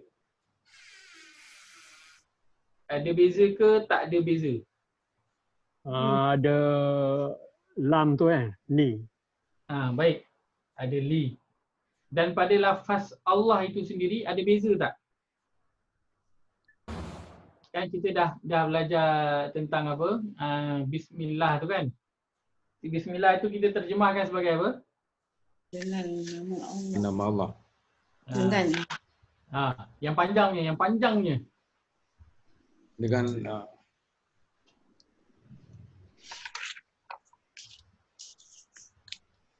Lupa dah. Kita terjemahkan, kan kita kata lafaz bismillah itu adalah ayat yang tidak lengkap. Lalu depan dia ada ibtidai, amali. Ataupun abtadi'u amali. Maksud dia kumulai pekerjaanku dengan memohon pertolongan kepada Allah dan memohon keberkatan kepada Allah melalui nama-namanya. Al-Asma' Al-Husna. Kan? Kita faham dengan sebegitu setelah kita bincangkan tentang basmalah, bismillahirrahmanirrahim itu. Maka apa beza lafaz Allah pada bismillah dan lafaz Allah pada alhamdulillah?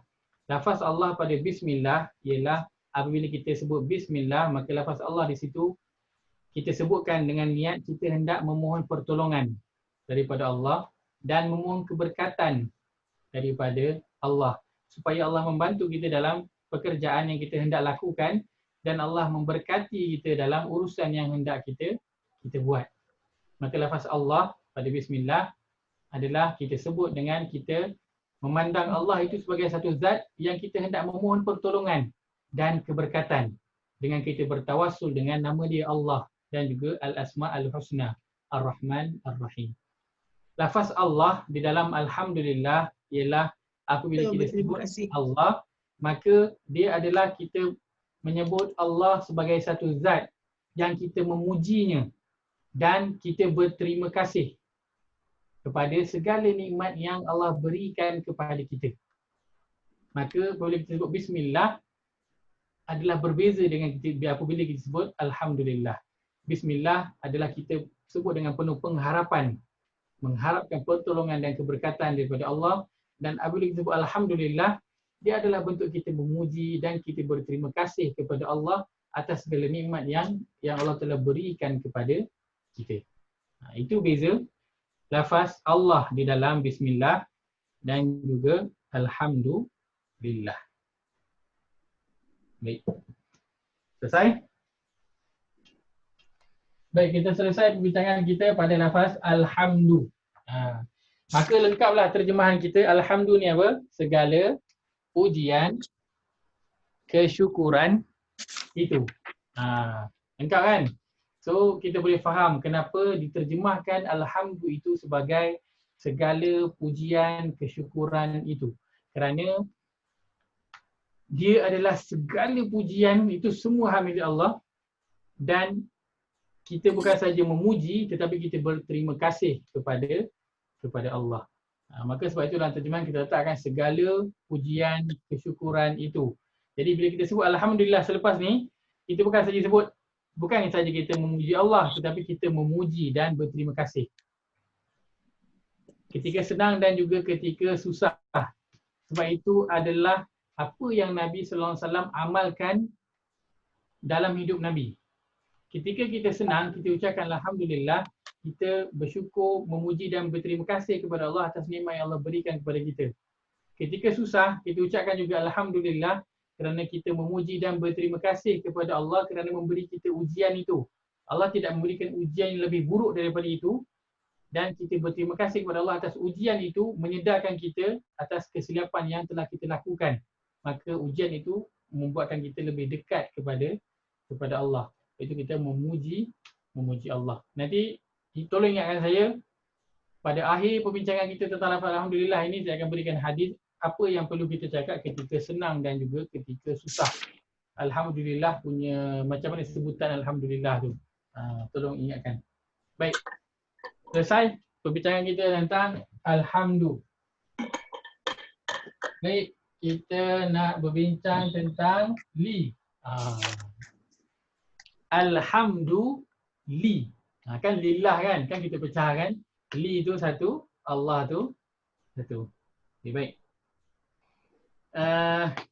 Dalam bahasa Arab, perkataan li mempunyai 22 makna. Perkataan li mempunyai 22 makna. Sebelum kita masuk li ni, ada yang nak minum dulu ke? Nak stretch badan dulu ke apa?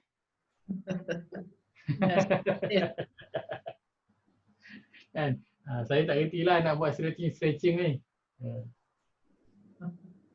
Baik. Lafaz li dalam bahasa Arab mempunyai 22 makna. Baik. Dan lafaz li yang berkaitan dengan Alhamdulillah ini ada 3. Lafaz li yang berkaitan dengan Alhamdulillah ada 3. Yang pertama, maksud dia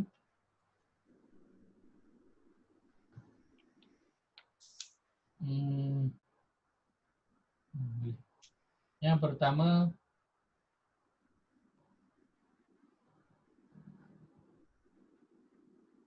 al-istihqaq. Yang kedua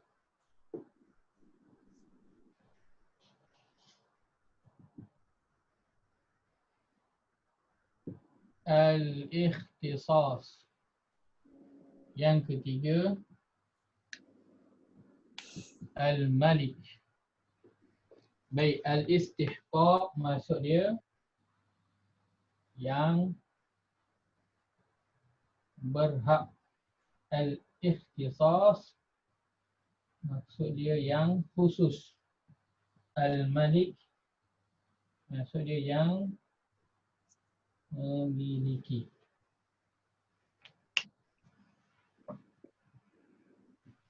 Ini 3 maksud li dalam alhamdulillah. Iaitu pertama al-istihqaq maksud dia yang berhak, yang kedua al-ikhtisas yang khusus, yang ketiga al-malik iaitu yang memiliki.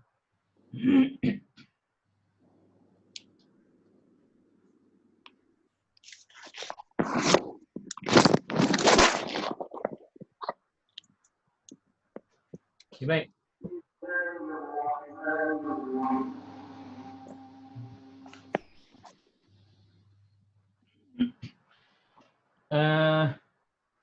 Maka di dalam surah Al-Fatihah ini, apabila kita baca Alhamdulillah, maka maknanya adalah apa? Alhamdulillah tadi kita sebutkan apa? Segala pujian, kesyukuran itu. Li, kita terjemahkan sebagai apa? Bagi. Tapi kita tahu li ada 3 maksud yang berkaitan dengan Alhamdulillah. Maka seolah-olah maksud dia adalah apa? Segala pujian, kesyukuran itu berhak bagi Allah. Yang kedua, segala pujian, kesyukuran itu khusus bagi Allah. Yang ketiga, segala pujian, kesyukuran itu milik Allah. Maka, li itu dalam surah Al-Fatihah, saya lebih suka untuk menterjemahkan sebagai apa? Li, kita terjemahkan sebagai hak milik mutlak.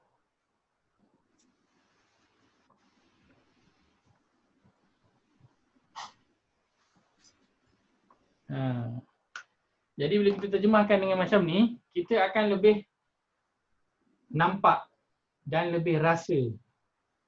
Kita terjemahkan segala pujian, kesyukuran itu hak milik mutlak Allah ataupun hak milik mutlak kepunyaan Allah. Maka kita akan lebih rasa, apa dia? Kita akan lebih rasa, hai aku ni memang tak ada apa benda. Memang tak ada apa. Sebab kita kata hak milik mutlak kepunyaan Allah, tak ada lain. Semuanya mutlak hak kepada Allah. Jadi kita baca Alhamdulillah, segala pujian, kesyukuran itu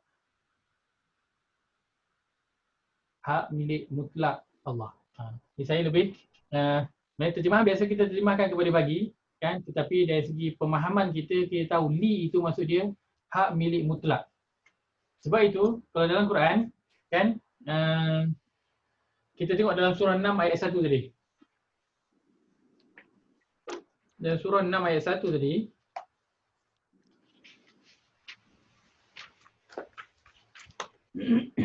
oh bukan.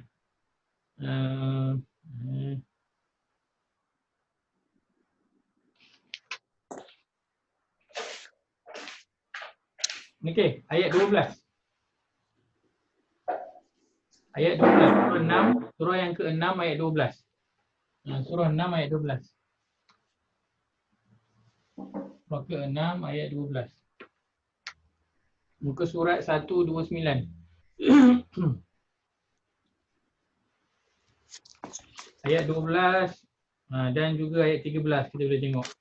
Kita nak tengok pada apa? Kita nak tengok pada huruf lam tu.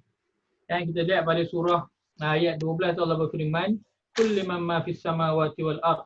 Katakanlah wahai Muhammad, kan? Li tu milik siapakah apa yang di langit dan di bumi. Kemudian Allah kata qul lillah. Katakanlah bagi Allah. Kalau kita terjemahkan li itu sebagai bagi, maka kita tak rasa kebesaran dan keagungan Allah itu. Katakanlah wahai Muhammad, milik siapakah langit dan bumi? Kata milik Allah ataupun bagi Allah langit dan bumi. Tapi kalau kita terjemahkan, katakanlah wahai Muhammad, milik siapakah langit dan bumi ini, segala apa yang ada di langit dan bumi ini, maka katakanlah segala yang di langit dan bumi ini adalah hak milik mutlak Allah. maka kita akan rasakan kebesaran dan kehebatan Allah ketika mana kita terjemahkan dia sebagai hak milik mutlak. Kita tak terjemahkan sebagai milik sahaja ataupun bagi Allah. Kan dalam Quran kita selalu baca walahu ma fis samawati wal ard. Kan selalunya kita terjemahkan dan bagi Allah itu apa yang di langit dan di bumi. Dan bagi Allah itu apa yang di langit dan bumi. Berbeza dengan kalau kita terjemahkan dan hak milik mutlak bagi Allah apa yang di langit dan apa yang di bumi. Berbeza. Kita dengar pun berbeza. Bila kita baca tu pun kita rasa macam meremang bulu roma tu. Dan hak milik mutlak Allah apa yang di langit dan di bumi. So apabila ada dalam diri kita rasa hebat, rasa takabur, rasa riak, rasa ada kedudukan, rasa ada harta, ketika mana kita baca dan hak milik mutlak Allah apa yang di langit dan apa yang di bumi, maka kita akan rasa kerdil. Kita akan rasa kecil je di hadapan Allah. Kerana Allah dah katakan semua itu hak milik mutlak dia. Apa yang kau ada itu adalah sebagai pinjaman yang aku berikan kepada engkau. Maka jagalah pinjaman kedudukan, harta dan anak-anak itu yang aku berikan kepada engkau. Kerana semua itu adalah hak milik mutlak aku. Maka kita akan berbeza cara kita membaca satu ayat itu apabila kita mengetahui betul terjemahan dia. Kita tahu tadabbur dia bagaimana, apakah maksud sebenar li itu. Maka selepas ini bila kita jumpa perkataan li yang berkait dengan Allah selepas itu ataupun berkait dengan apa yang di langit dan di bumi, maka kita terjemahkanlah dengan hak milik mutlak Allah supaya kita merasakan kebesaran dan kehebatan Allah dalam ayat yang dia hendak sampaikan itu. Baik. Jelas Baik, seterusnya selesai kita punya li.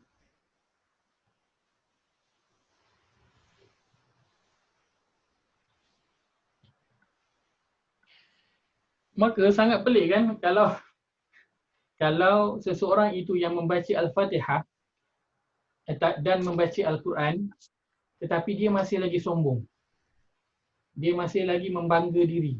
Dia masih lagi merasa dia ada kuasa di atas muka bumi ini. Ataupun dia ada kedudukan.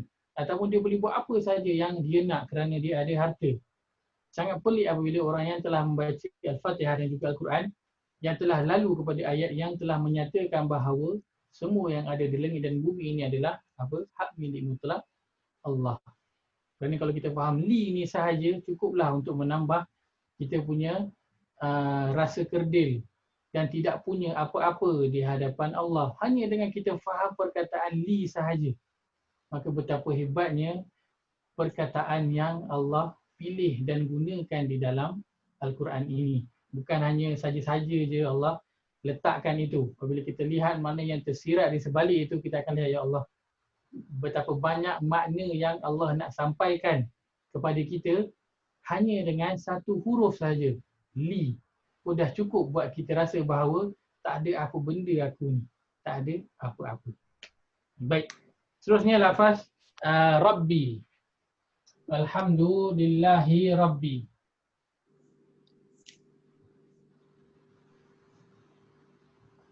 Baik. Rabbi ada yang terjemahkan sebagai Tuhan dan sebagainya. Betul. Rabbi secara umumnya adalah lafaz untuk Tuhan. Tapi kalau kita lihat pada tafsir Rabbi ada beberapa makna yang ulama sebutkan. Yang pertama disebutkan sebagai pemilik. Yang kedua disebut sebagai pemelihara. Kan kalau apa? Suri rumah cakap apa? Suri rumah kita cakap apa? Rabbatul bait kan? Yang menjaga, memelihara rumah. Yang ni pemelihara. Kita lihat dalam surah 4. Surah yang keempat ayat 23. Surah 4 ayat 23.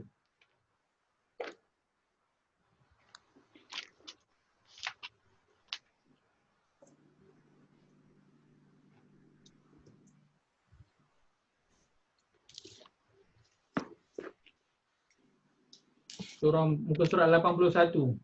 Muka surat 81 surah An-Nisa. Surah yang keempat ayat 23, ayat yang panjang tapi kita lihat pada 1, 2, 3, 4. Pada perenggan yang keempat. 1, 2, 3, 4, 5. Perenggan yang kelima. Perenggan yang kelima. Pada ayat waraba ibukumul lati fi hujurikum. Jumpa? Waraba ibukumul lati fi hujurikum min nisaikum allati dakhaltum bihin. Jumpa kita baca ayat bahagian yang tu je sebab ayat dia panjang. Baik, Allah berfirman, a'udzubillahi minasyaitonir rajim. A'udzubillahi minasyaitonir rajim. Wa rabaibukum allati fi hujurikum min nisaikum allati dakhaltum bihin. وربائبكم اللاتي في حجوركم من نسائكم اللاتي دخلتم بهن. Ini saya bacakan terjemahan ni sebab panjang kan, nak cari tak jumpa. Maksud dia, kita lihat pada perkataan waraba ibu kumu, kan? Maksud dia, dan anak-anak perempuan dari kalangan isterimu yang di dalam apa? Warabaib, pemeliharaan kamu. Dalam pemeliharaan kamu. Maka rabaib tu jamak dia. Rab maksud dia pemelihara. Juga Rab maksud dia ni dalam bahasa Arab lah. Bahasa Arab digunakan sebagai tuan. Tuan juga disebut sebagai Rab. Kita lihat dalam surah 12 ayat 50. Ini saya sebutkan ni makna dalam penggunaan bahasa Arab. Surah 12 ayat 50. Muka surat 241, surah Yusuf. Surah Yusuf, surah 12 ayat yang ke-50, muka surat 241.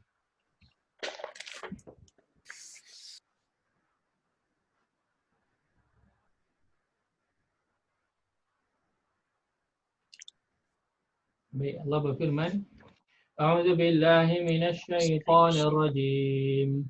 A'udzubillahi minasyaitonir rajim. Wa qala al-maliku tuni bih. Wa qala al-maliku tuni bih. Falamma ja'ahu ar-rasulu qala irji' ila rabbik. فلما جاءه الرسول قال ارجع إلى ربك فاسأله ما بال النسوة اللاتي قطعن أيديهن واسأله ما بال النسوة اللاتي قطعن أيديهن إن ربي بكيدهن عليم. إن ربي بكيدهن عليم. Terjemahan 50. Dan berkatalah Raja Mesir, bawalah dia kepadaku. Maka tatkala utusan Raja datang kepada Yusuf menjemputnya menghadap Raja, Yusuf berkata kepadanya, kembalilah kepada tuanmu. Kemudian bertanyalah kepadanya, apa halnya perempuan-perempuan yang melukakan tangan mereka? Sesungguhnya Tuhanku Maha mengetahui tipu daya mereka. Okay, baik.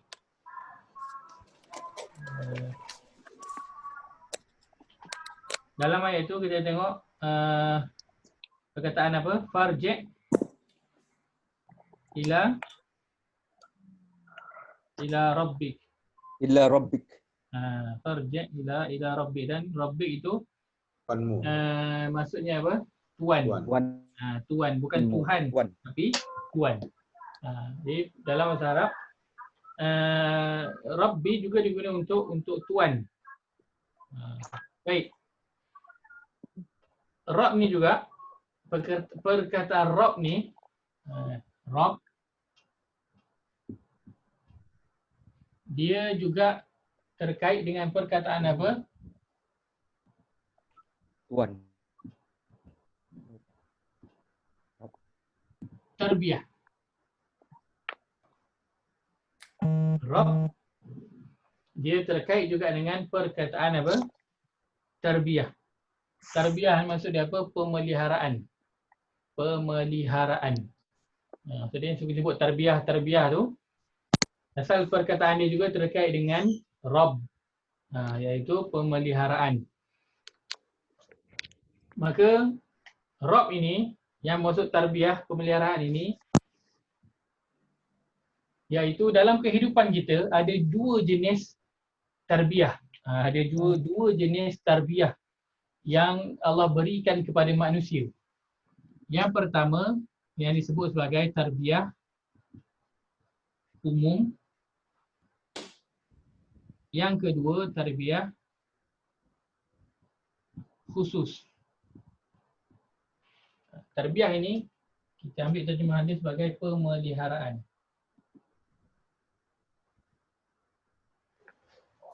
So dia ada tarbiyah umum dan juga tarbiyah khusus. Apa itu tarbiyah umum? Tarbiyah umum ialah pemeliharaan Allah kepada makhluk. Allah mencipta makhluk tu, Allah berikan dia rupa yang terbaik dan Allah ajarkan kepada dia macam mana cara nak hidup. Bagaimana cara nak mencari rezeki. Itu semua Allah ajarkan.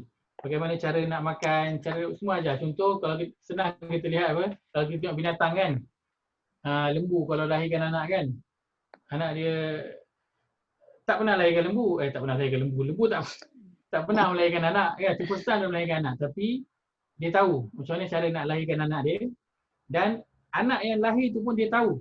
Bila dah lahir, mak dia akan jilat dulu, lepas tu anak tu sendiri akan tahu untuk bangun dan untuk apa? Minum susu.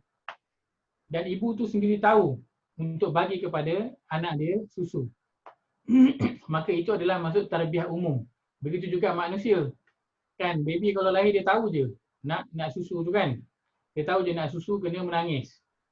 Mak tu pun tahu. Anak dia kalau baby kalau menangis dua, nak susu ataupun nak basuh, nak tukar pamper. Dua tu tahu dah. Tak payah ajar. Tak payah pergi sekolah pun untuk belajar benda tu. Dah tahu. Itu orang kata apa? Memang tarbiyah, pemeliharaan umum yang Allah dah bagi kepada semua manusia. Manusia dah hidup, Allah tahu macam mana cara nak cari rezeki. Campak dalam hutan, tahu nak hidupkan api ke, nak cari makan, semua sendiri tahu untuk hidup. Itu semua adalah yang Allah berikan kepada semua manusia. Bagaimana Allah ciptakan, Allah bagi tahu cara macam mana nak hidup. Bagaimana cara nak mencari rezeki. Kan? Kita sendiri tahu, kita manusia nak kena duduk dalam rumah, tempat berteduh, tak boleh duduk tengah jalan berpanas, berhujan, kena berteduh. Anak-anak kita semua pun kena ada tempat berteduh. Itu semua pemeliharaan yang Allah bagikan secara umum kepada semua manusia. Tarbiyah khusus yang Allah bermaksud ialah pemeliharaan yang Allah berikan khusus kepada orang-orang yang tertentu, iaitu orang-orang yang Allah berikan kepada dia apa? Iman.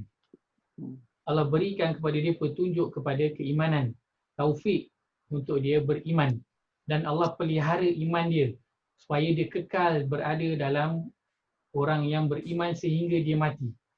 Itu disebut sebagai tarbiyah khusus. Cara mudah kita nak faham tarbiyah umum ni, contoh dia Abu Jahal, Abu Lahab, Musailamah Al-Kadzab, itu semua tarbiyah umum yang Allah bagi. Allah bagi dia orang hidup, Allah bagi keluarga, Allah bagi anak, Allah bagi harta, Allah bagi kedudukan, Allah bagi boleh makan, Allah bagi sihat semua tubuh badan, lengkap semua. Anggota badan, mata, telinga, hidung, kaki, tangan semua cukup. Allah bagi kat dia orang. Tetapi dia tak dapat apa? Tarbiyah khusus. Tarbiyah khusus ni contoh dia siapa? Para sahabat.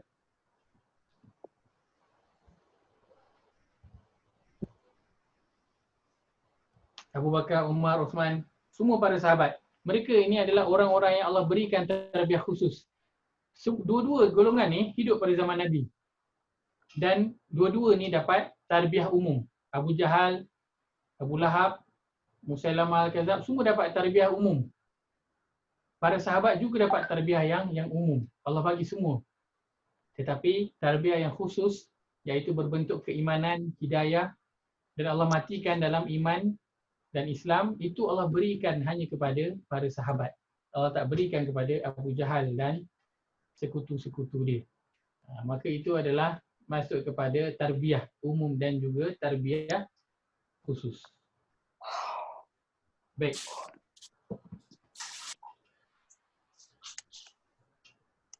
Rabbi. Ni kita lihat apa maksud perkataan Rabbi yang Allah sebutkan di dalam Al-Quran. Apa maksud kata Rabbi yang Allah sebutkan dalam Al-Quran? Kita lihat dalam surah 7 ayat 54. Maksud perkataan Rabbi.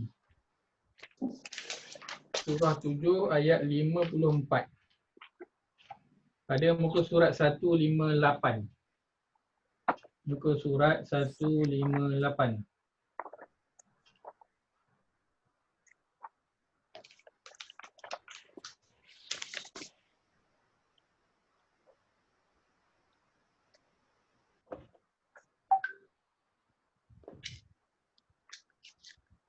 Muka surat 158.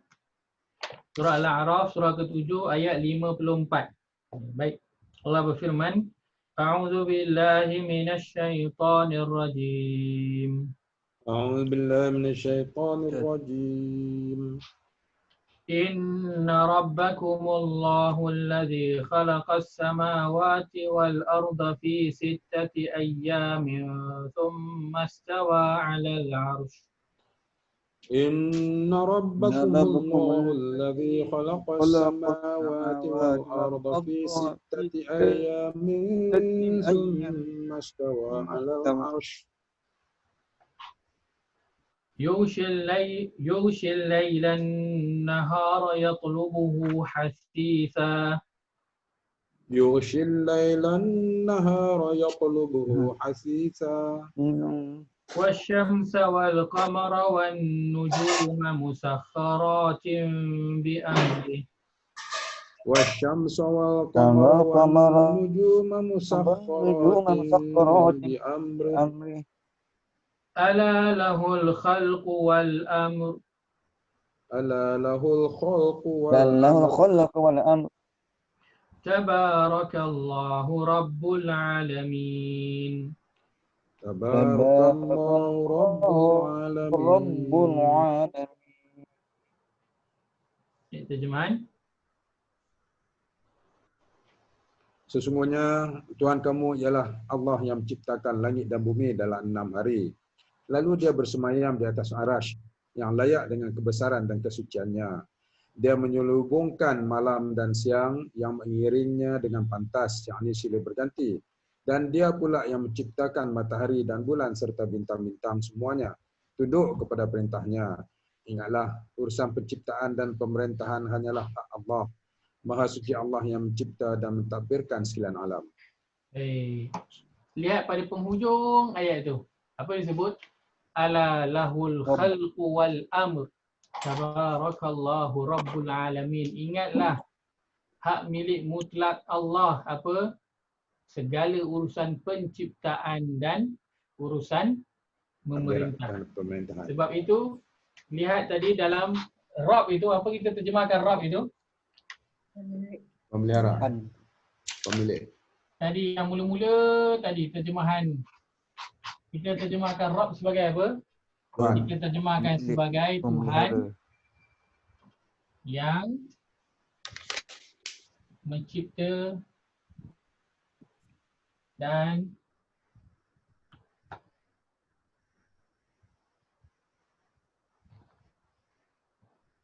mentadbir.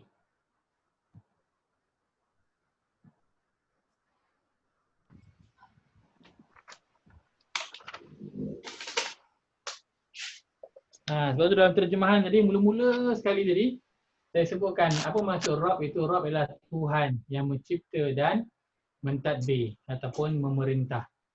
Itu berdasarkan surah yang kita baru baca tadi, surah ke-7 ayat 54. Allah kata apa? Ala lahul khalqu wal amr. Ingatlah, hak milik mutlak Allah apa? Segala urusan penciptaan dan urusan pemerintahan. Tabarakallahu Rabbul Alamin. Allah nak bagi tahu siapakah itu Rabbul Alamin, itulah dia Al-Khalq wal Amr. Tuhan yang apa? Yang mencipta dan mentadbir ataupun memerintah. Maka sebab itu kita terjemahkan Rabb itu sebagai Tuhan. Bukan sahaja Tuhan, kita tak berhenti di situ, tapi Tuhan yang mencipta dan mentadbir. Maka bila kita baca Alhamdulillahi Rabb, kita rasa, kita faham makna dia adalah segala pujian, kesyukuran itu hak milik mutlak bagi Allah, Tuhan yang mencipta dan mentadbir sekalian alam.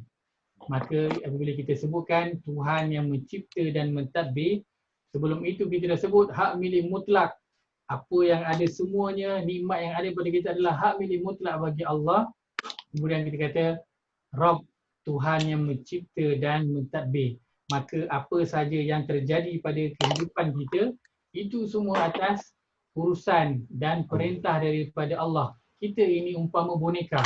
Yang Allah gerakkan kita ikut bagaimana yang dia nak gerakkan. Kita tidak mempunyai apa-apa kuasa nak bercakap, nak mempersoalkan, apatah lagi nak menentang. Maka dia adalah Rabb, Tuhan yang mencipta kita dan memerintah kita sesuka hati dia. Dia nak suruh kita jadi senang, dia nak suruh kita jadi susah, dia nak bagi kita harta, dia nak ambil balik, dia nak bagi kita anak, dia nak ambil balik, dia nak bagi kita kedudukan, dia nak ambil balik, itu semua atas dia. Sebab dia adalah apa? Rabb al-Alamin. Dia adalah Tuhan yang mencipta dan memerintah kita mengikut kehendak dia. Maka bila disebutkan Alhamdulillah Rabbil Alamin, dengan apa yang telah kita belajar, kita tadabbur pada hari ini, maka mudah-mudahan kita akan sebut, kita akan baca tidak seperti yang sebelum ini. Kita baca dengan kefahaman yang baru, yang mudah-mudahan akan membuatkan kita lebih tunduk. Baik. Maka insya-Allah kita akan sambung Al-Alamina pada minggu hadapan. Boleh? Kita akan sambung Al-Alamina pada minggu hadapan insya-Allah. Kerana saya kalau boleh tak nak terkejar-kejar. Tak nak terkejar-kejar sebab dia adalah Al-Fatihah. Kalau surah lain mungkin saya boleh agak laju. Tapi surah Al-Fatihah ini saya lebih suka untuk kita pergi secara slow. Jadi apa yang perlu kita tahu, kita tahu. Kalau kita pergi laju, mungkin banyak maklumat yang kita akan terlepas. Dan mungkin maklumat ini akan menambah kita punya kefahaman kita ketika di mana kita membaca ayat tersebut. Maka insya-Allah kita akan sambung bincang kita Al-Alamina pada minggu hadapan dan juga ayat yang ketiga iaitu Ar-Rahman Ar-Rahim insya-Allah. Baik, maka kita ulang kembali Alhamdulillahirabbil alamin. Apa terjemahan yang kita dapat daripada perbincangan kita pada hari ini? Alhamdulillah, segala pujian, kesyukuran. Kita memuji Allah dan kita berterima kasih kepada Allah atas segala nikmat yang diberikan kepada kita. Li hak milik mutlak. Milik mutlak. Allahi bagi Allah. Rabbi, Tuhan yang mencipta dan mentadbir. Mentadbir ataupun memerintah. Al-Alamina sekalian alam. Baik. Saya harap ada manfaat yang dapat diambil. Itu saja yang saya dapat sampaikan. Saya mohon maaf kalau ada tersalah kata, terkasar bahasa, dan saya mohon maaf atas apa-apa yang kurang jelas atau apa info yang salah. Itu semua atas kelemahan saya dan mohon untuk tegur. Wallahu ta'ala a'lam. Baik, saya serahkan kepada Haji Yahya atau saya nak tutup. Terima kasih Ustaz. Sahabat-sahabat semua ada apa-apa soalan yang nak diajukan kepada Ustaz, kita bagi masa dalam 5-10 minit lagi insya-Allah. Berkaitan dengan apa yang kita berkaitan dengan inilah. Berkaitan dengan ayat kedua surah Al-Fatihah ni. Ustaz suruh ingatkan itu apa alhamdulillah tu masa senang dan susah. Baik, insya-Allah tu kita akan ambil minggu depan. Okey. Lepas ambil Al-Alamina kita akan ambil insya-Allah. Lagi ada apa lagi? Tak ada lah. Tak ada ya? Tak ada. Baik. Haji Zainal ada apa-apa nak tanya tak? Tak ada. Tak ada, ada, ya? saya lambat join tadi. Oh ya ke? Tak apa. Tak ada tanya. Jelas. Jelas ya. Jelas.